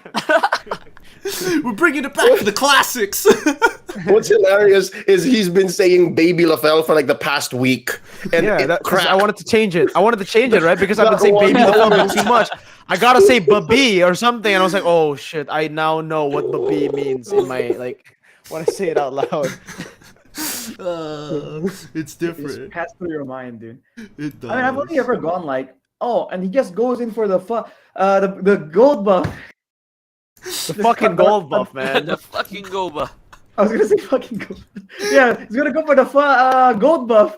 Oh, Ronnie has had close calls before. Like this week, Yeah. just this week, he was like, "Holy shit!" Yep. I was like, "What?" Dude, I legit looked at him and I took off my headset and laughed hard. I was like, "No way, this guy! It's so funny." Oh. Habitual line stepper Goni. Oh, in Holy wildcard, shit! Gideon, remember that match that went like super long Mhm. with the technical issues? Oh I was yes. kind of like low energy, and I think I was kind of mumbling. I said, "Yeah, that's the previous fucking draft." Oh What? my god! Oh, listen, that was the previous Falcon draft. Falcon. Falcon. Previous Falcon Because draft. Falcon was playing, Oh, but if Falcon. after I was done saying it, That was the previous like, Falcon draft. oh man, I was so tired, and I'm like, hang on, that could have sounded weird, and I was kind of like, Previous Falcon kinda draft. slowed it a bit. Yeah, it Previous sounded Falcon like draft. the F word. I'm like, oof. Hang Previous on. Falcon draft, guys. Ooh, close It woke me up real shave, quick, like, man. ugh. Yeah. Falcon draft. Okay, previous Ooh. draft. Oof. Oh, that was dangerous. Those are the types that are like real dangerous. It's Falcon, Makes bro. Previous Falcon draft. Makes mine look like fucking mine is just like, tame. No. That's because you were doing it for a more mature game. Therefore, it is like somewhat That is somewhat true. okay. That is true. I mean, I don't think I have any other encounters aside from that. I do know of someone I worked with. Call of Duty Mobile was very recent, right? I'm not gonna drop names, but very. So it was like because it's fasting month, right? So that person, my partner, also was fasting, and then it was like this insane. I forgot what mode it was called, but I think it was like search and capture, search and destroy, whatever mode in CODM. Essentially, Search you and just destroy have to S&D. Yeah. right. That's one of it's the mode where like you have 20 lives like collectively in one round, and if you run out of 20 lives, you lose the round, something like that. And then there was this one guy who was just straight up mowing the enemy down. He was like spawn killing them, and then it was like we were at our fever pitch at that point. We were like literally peaked out.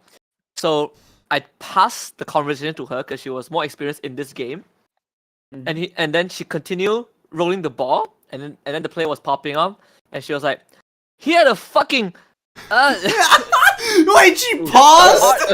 a hard tap just went straight through." She went fucking paused, said nothing for a second, and then picked Like, it up. fucking God, and then had to reset the whole Oh sentence. no!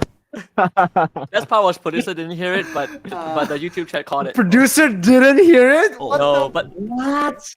the chat caught it. It was so funny. Like, that was I the was most surprised the iconic chat moment. didn't catch Gonnie's holy shit because it was quite.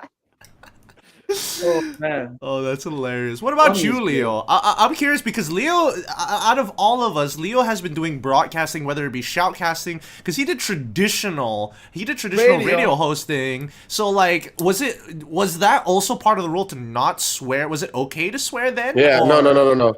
Never. Everything I've been part of, maybe say for my Twitch days. In 2017, I was part of a little known project that was a 24/7 streaming channel that was trying to be the Filipino offline TV, right? Maybe that's the most I've ever sworn on what you could call a broadcast. So that was pretty unhinged. But everything else, I think I've been pretty.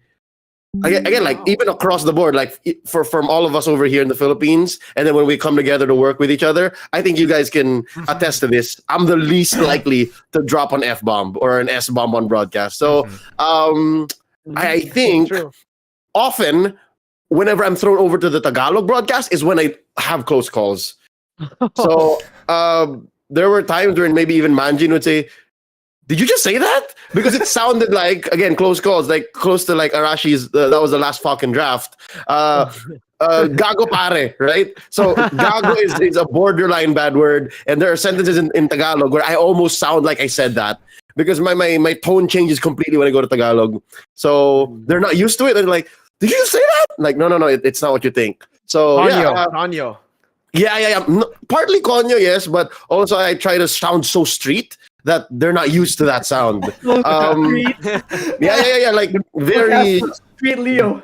Yeah. But wait. I guess the reason why I can explain why it's like this, right?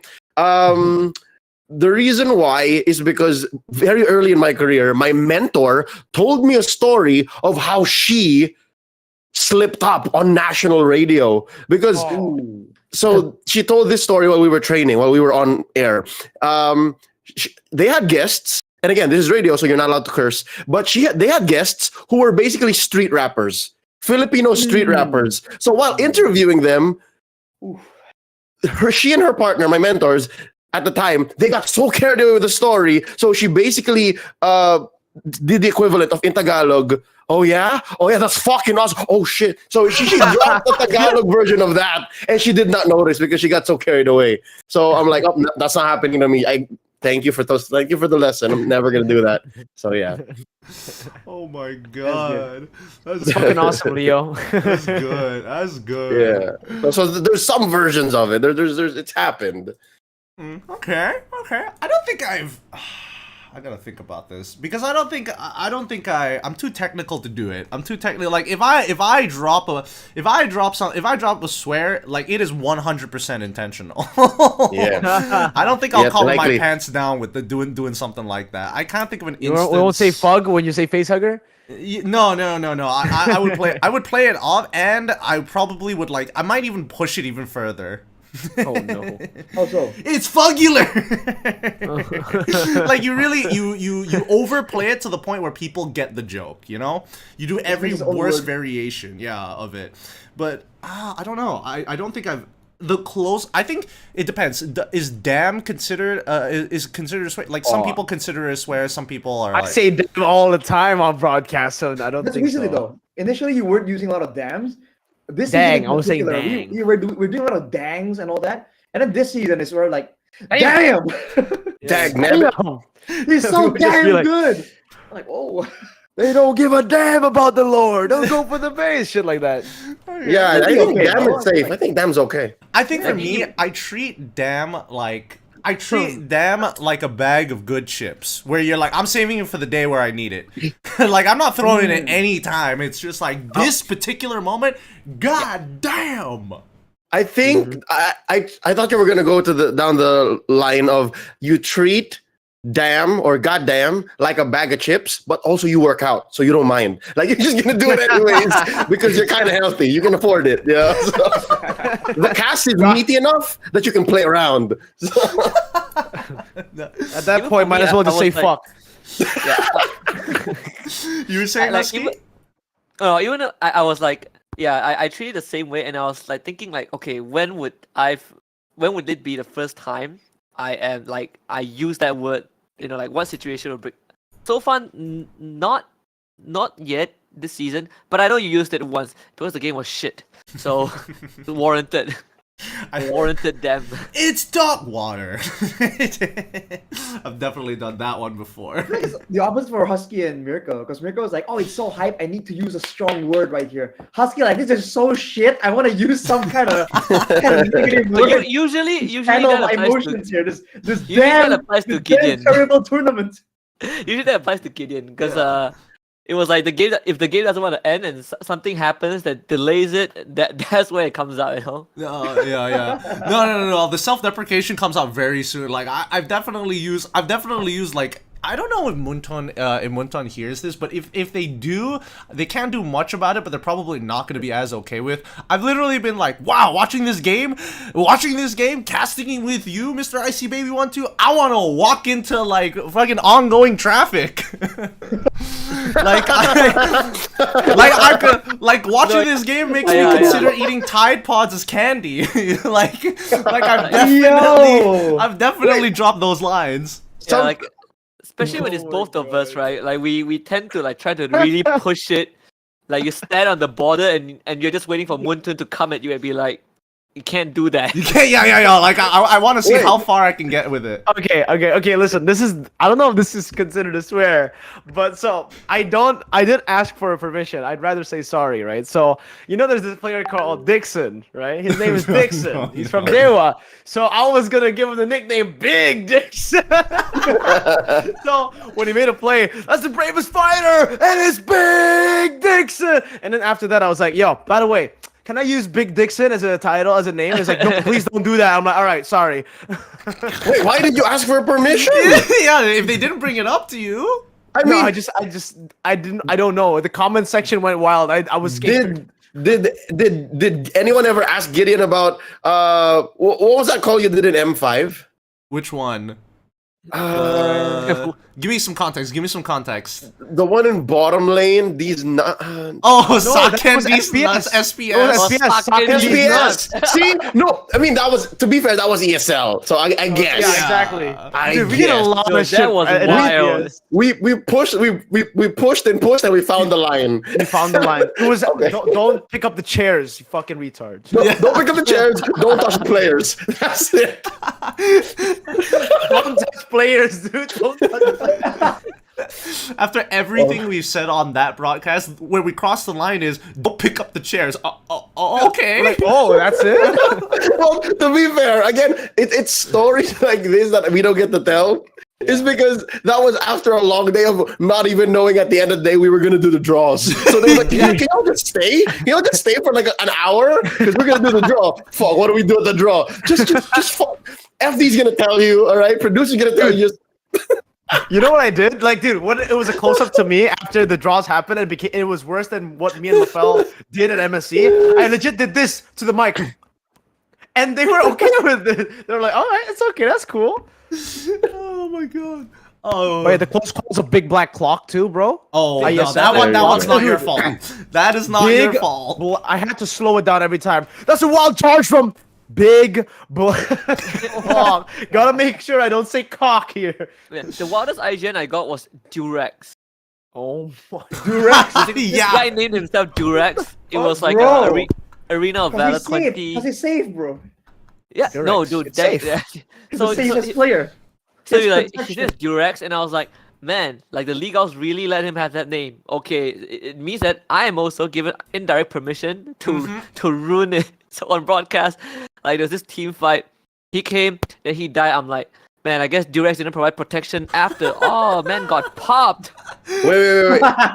Talking about IGNs, Mirko, Arashi, you guys cast MDL ID, yeah? Yeah. don't- No, you know the player- I cast. Who?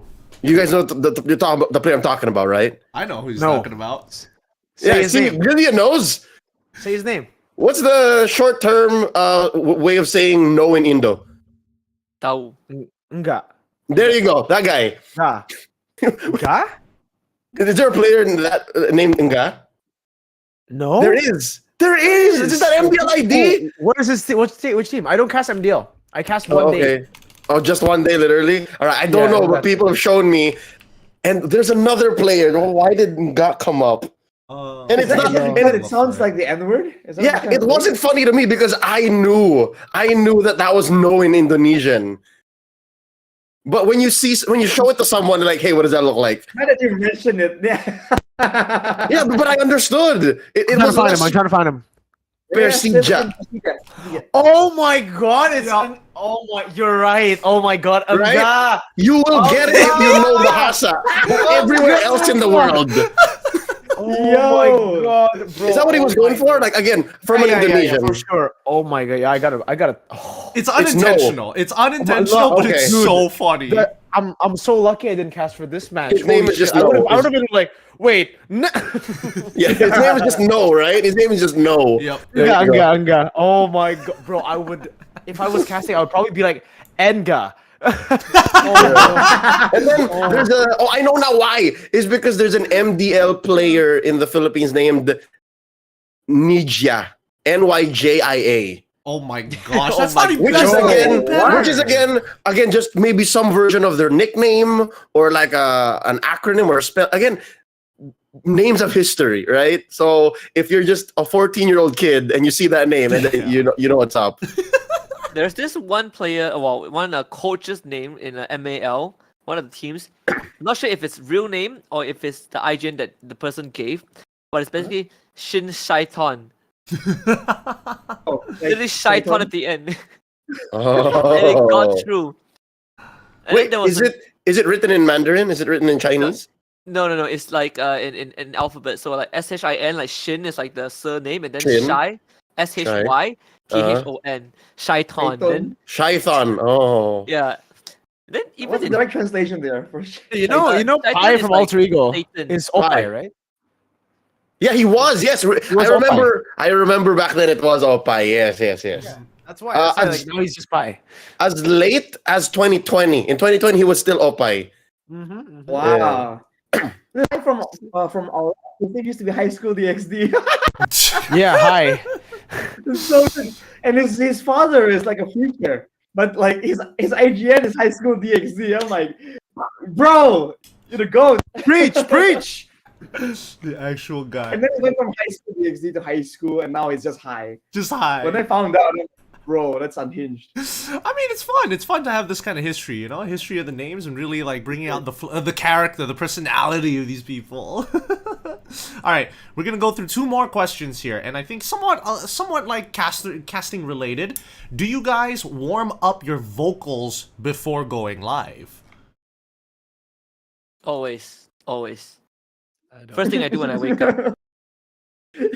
Like I've tried not doing warm-ups and then my voice got screwed like right after the cast. So thing is also it's not just like warming up the vocal cords, but it's also like getting my articulation right. Because at the end of the day, English is still not my first language. And sometimes I slur, I stutter. So doing vocal warm-ups. Yes. Yeah, he just goes around calling people. yeah, you know, racially. Yeah. Okay. But yeah, so vocal like I usually do vocal warm-ups by like doing like rapping. That is like the best way to help me. Yeah. So I can off to the music. Oh, yeah, Eminem never fails. he just starts to bring out gifts. All right, let's go. That always helps me, you know. This one's So for mom, for brother, for sister. Yeah, all you people on the yellow brick road. Yes. I it's less about the vocals for me. It's more for my mouth, my lips. Yeah. Yeah, because that's where that's where likely most of us don't really get, like, let's say you wake up late, right? And then you keep quiet on the road to the studio. And then you're quiet the first 2 hours leading up to the cast. There's no way your mouth is ready to call anything. Yeah. So true. Yeah. So it's less about the vocals for me. It's more for the mouth. So Same. yes. Yeah. But you know, in Indo, we don't do warm-ups, but we chat a lot of shit before the match even begins. So maybe that's why, right? We just have jokes all day. I don't know if you guys have caught me during like an international or like whenever I've casted with any one of you guys where like I sit down like before, like, you know, when there's like 10 minutes before the cast is about to begin. We're sitting down at the table preparing, and then they're like, okay, they brief us and do everything, and I'm staring at the monitor, and I'm just like doing weird things with my mouth. I'm going like, whoa, weird things with your mouth. Oh, weird. Whoa, calm down, bro. I'm fucking just like stretching that shit out, man. I've never seen you do that like that. But I have seen you like go and, you know, I'll do that, but I haven't seen the extreme versions. No, those are new. Those are 2024. Those are 2024 moves, dude. No, they're not 2024. They're not 2024. But it definitely like I get my mouth, I get like my mouth warmed up before I get into the cast. Like I definitely need like I totally understand where Leo is coming from. Where it's like 2 hours before. Like, dude, if you have stayed silent, you feel like you got lockjaw and shit. You gotta like I'm gonna move your jaw around, man. Can't have your jaw being locking up on you. You gotta make sure your lips are ready and elastic. Kissable lips, the good old. That's a perfect time to make out with the homies before cast, you know? Exactly. Oh, Group bonding exercise. Group bonding. 2 birds with one stone, bro. Value. The extra value. All right, the last question we have here. Questions: Do casters Do the casters experience when the co-caster? Have you casters experience where your co-casters get really heated up with each other during broadcast? Meaning you get really heated up with your co-casters. Well, I don't know. There's definitely some people I wanted to kill on broadcast. You know? Damn. Yeah, I mean, like the worst one was last season. That one Gideon was there. Like we survived the war last season. So. Yeah. Our partner, our partner. I don't need to drop names. Whoever knows, you will eventually know. But yeah, so TriCast partner was desk hosting. So I think we were doing like playoffs, right? Long day, best of fives, and then we need to do shoutouts, right? Shoutouts for wildcards because it's happening in Malaysia. So the prompter shows wildcard, lower the pops up. Then he does his thing. Oh, we're wildcards in Malaysia. First time we're gonna see China teams. It's gonna be exciting. 23rd, 26th of November, right? Everything's going well. And then I'm like, man, it's my birthday. 26th is my birthday. Great. And then the guy just cuts me off. Oh. And then he was just like, didn't ask. Just immediately kills the mood. What? And then the worst part was producer was queuing. And because he was so like proud of what he did, the camera cuts him away. And then he gets cut. Then we go to a courtside interview. And then we were just there like, what the fuck? Like, what did you just do? Like, yeah, Gideon, was like, Gideon, why would you cut him off on his birthday? Why? What do you want me to do? Let him enjoy the days of his birthday? God damn. We're men. We don't get to enjoy our birthdays. We only regret the goals we didn't achieve that day. Just get over. Hi. No, I agree. There's definitely days. I mean, this question can be taken like in two different ways. Like heated up as in I'm getting like pissed off at my co-caster. I've definitely experienced that before. But like also like heated up as in like we're gassing each other up to the point that we are going at 10 Gs per second. It's Top Gun all of a sudden. It is a high stakes mission and there is no backing out of this ride. I've definitely experienced like both sides of the pendulum here. I think this happens less about just the person or something they do, but more about their performance. Like what really grinds my gears is when someone doesn't listen. You know, like I ask a question, you do not acknowledge, you do not answer. All right, again, maybe next game in the series, I do the same. I ask, you don't answer. All right, now I'm pissed because you're clearly not listening. So it's more of that. And then maybe in the years that's happened, half of those I've addressed. Half of those I actually brought up to the person and said, hey, man or woman. Again, it's happened both ways. Or others. Again, there's a diverse cast of talents out there. You weren't listening, or how do you like our cast? Because I feel like, we could have done this. And then, yeah, those ones were okay. But sometimes I just let it slide. I just, whatever. I'm not going to have to see you for maybe 6 or 9 months more. So maybe I'd have cooled off by then. But yeah, that's what really gets me going. Yeah, for me, it's more the same, but I mean, I think so. I think it's the same, like kind of like also performance, but also like behind the scenes, not wanting to listen, behind the scenes after being like given advice, etc. But on the desk, no, I've never been like mad until to a point where I was like, I'm gonna fucking kill this guy after the desk. I've been pissed, but I've never been that pissed. Yeah. So it's been tame for me. Tame. Yeah, I don't think we ever had like a big like falling out, especially on broadcast. I think we're very professional, and if there are any issues, we address it like after, like backstage. But there are times where, especially when we're working with new people, right? I feel like when there's like moments where I need to get something out, and it's like let's say it's an analytical portion, and there's some analysis I want to get out. And then the guy just keeps going about something and takes a bit longer, than you would expect. It's just so long, and you're like, bro, I'm running out of time here to actually cover this topic. Once I get the chance to talk about it, come on, and that's as far as it goes, I think.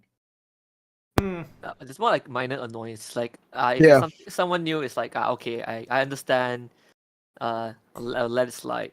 But I think it's more frustrating when like someone has been doing this for as long as you have, or maybe longer than you, and there's just no communication going on, right? And then you end up having like a selfish dynamic on desk. That's where it really like ruins the show.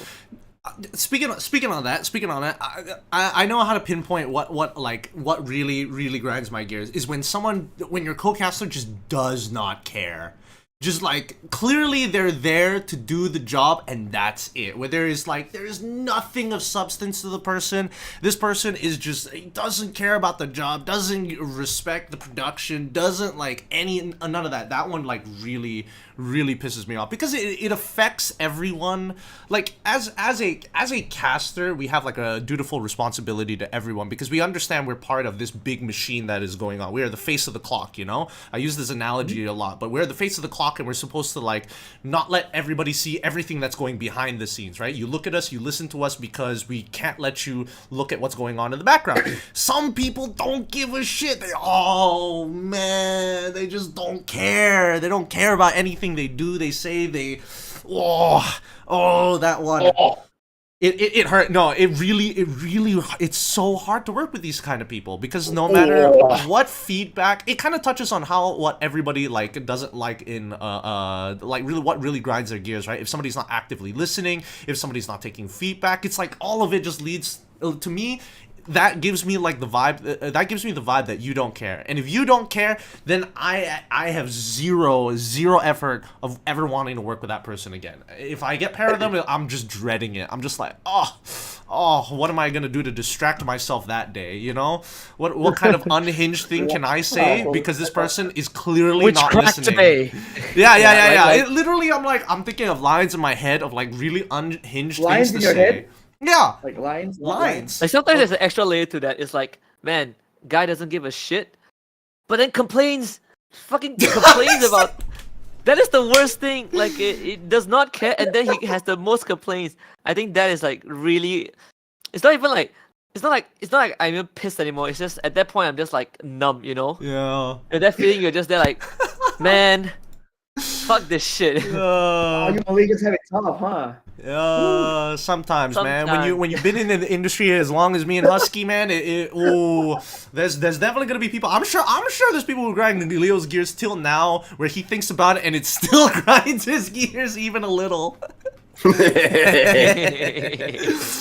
All right. Hey, boys, thank you so much for being on the MPL After Hours. This is truly the MPL After Hours where we get to chill around, and I'm so sorry for taking up so much of your guys' time. If you needed to do something or needed to like go elsewhere other than, you know, chill and hang out here, by all means, next time I need to brief my little cohort of talents here for that. But yeah, once again, thank you to everybody who's been sticking around to the live for this long. It is I really do appreciate all of our guests being here today, and even Leo coming after the fact. And luckily his internet is back up to a point where he can at least chat with us and answer your questions on the live. So thank you so much to all the viewers out there. Make sure drop a like, subscribe to the channel for more content. Maybe consider becoming a member if you really like the content. And being said, thank you and goodbye. Thanks everybody. Bye. Wait to the camera. Whoa, make sounds. Yeah. Whoa. That's crazy. It's all crazy. Bye-bye. Yeah, guys. Bye. What's up?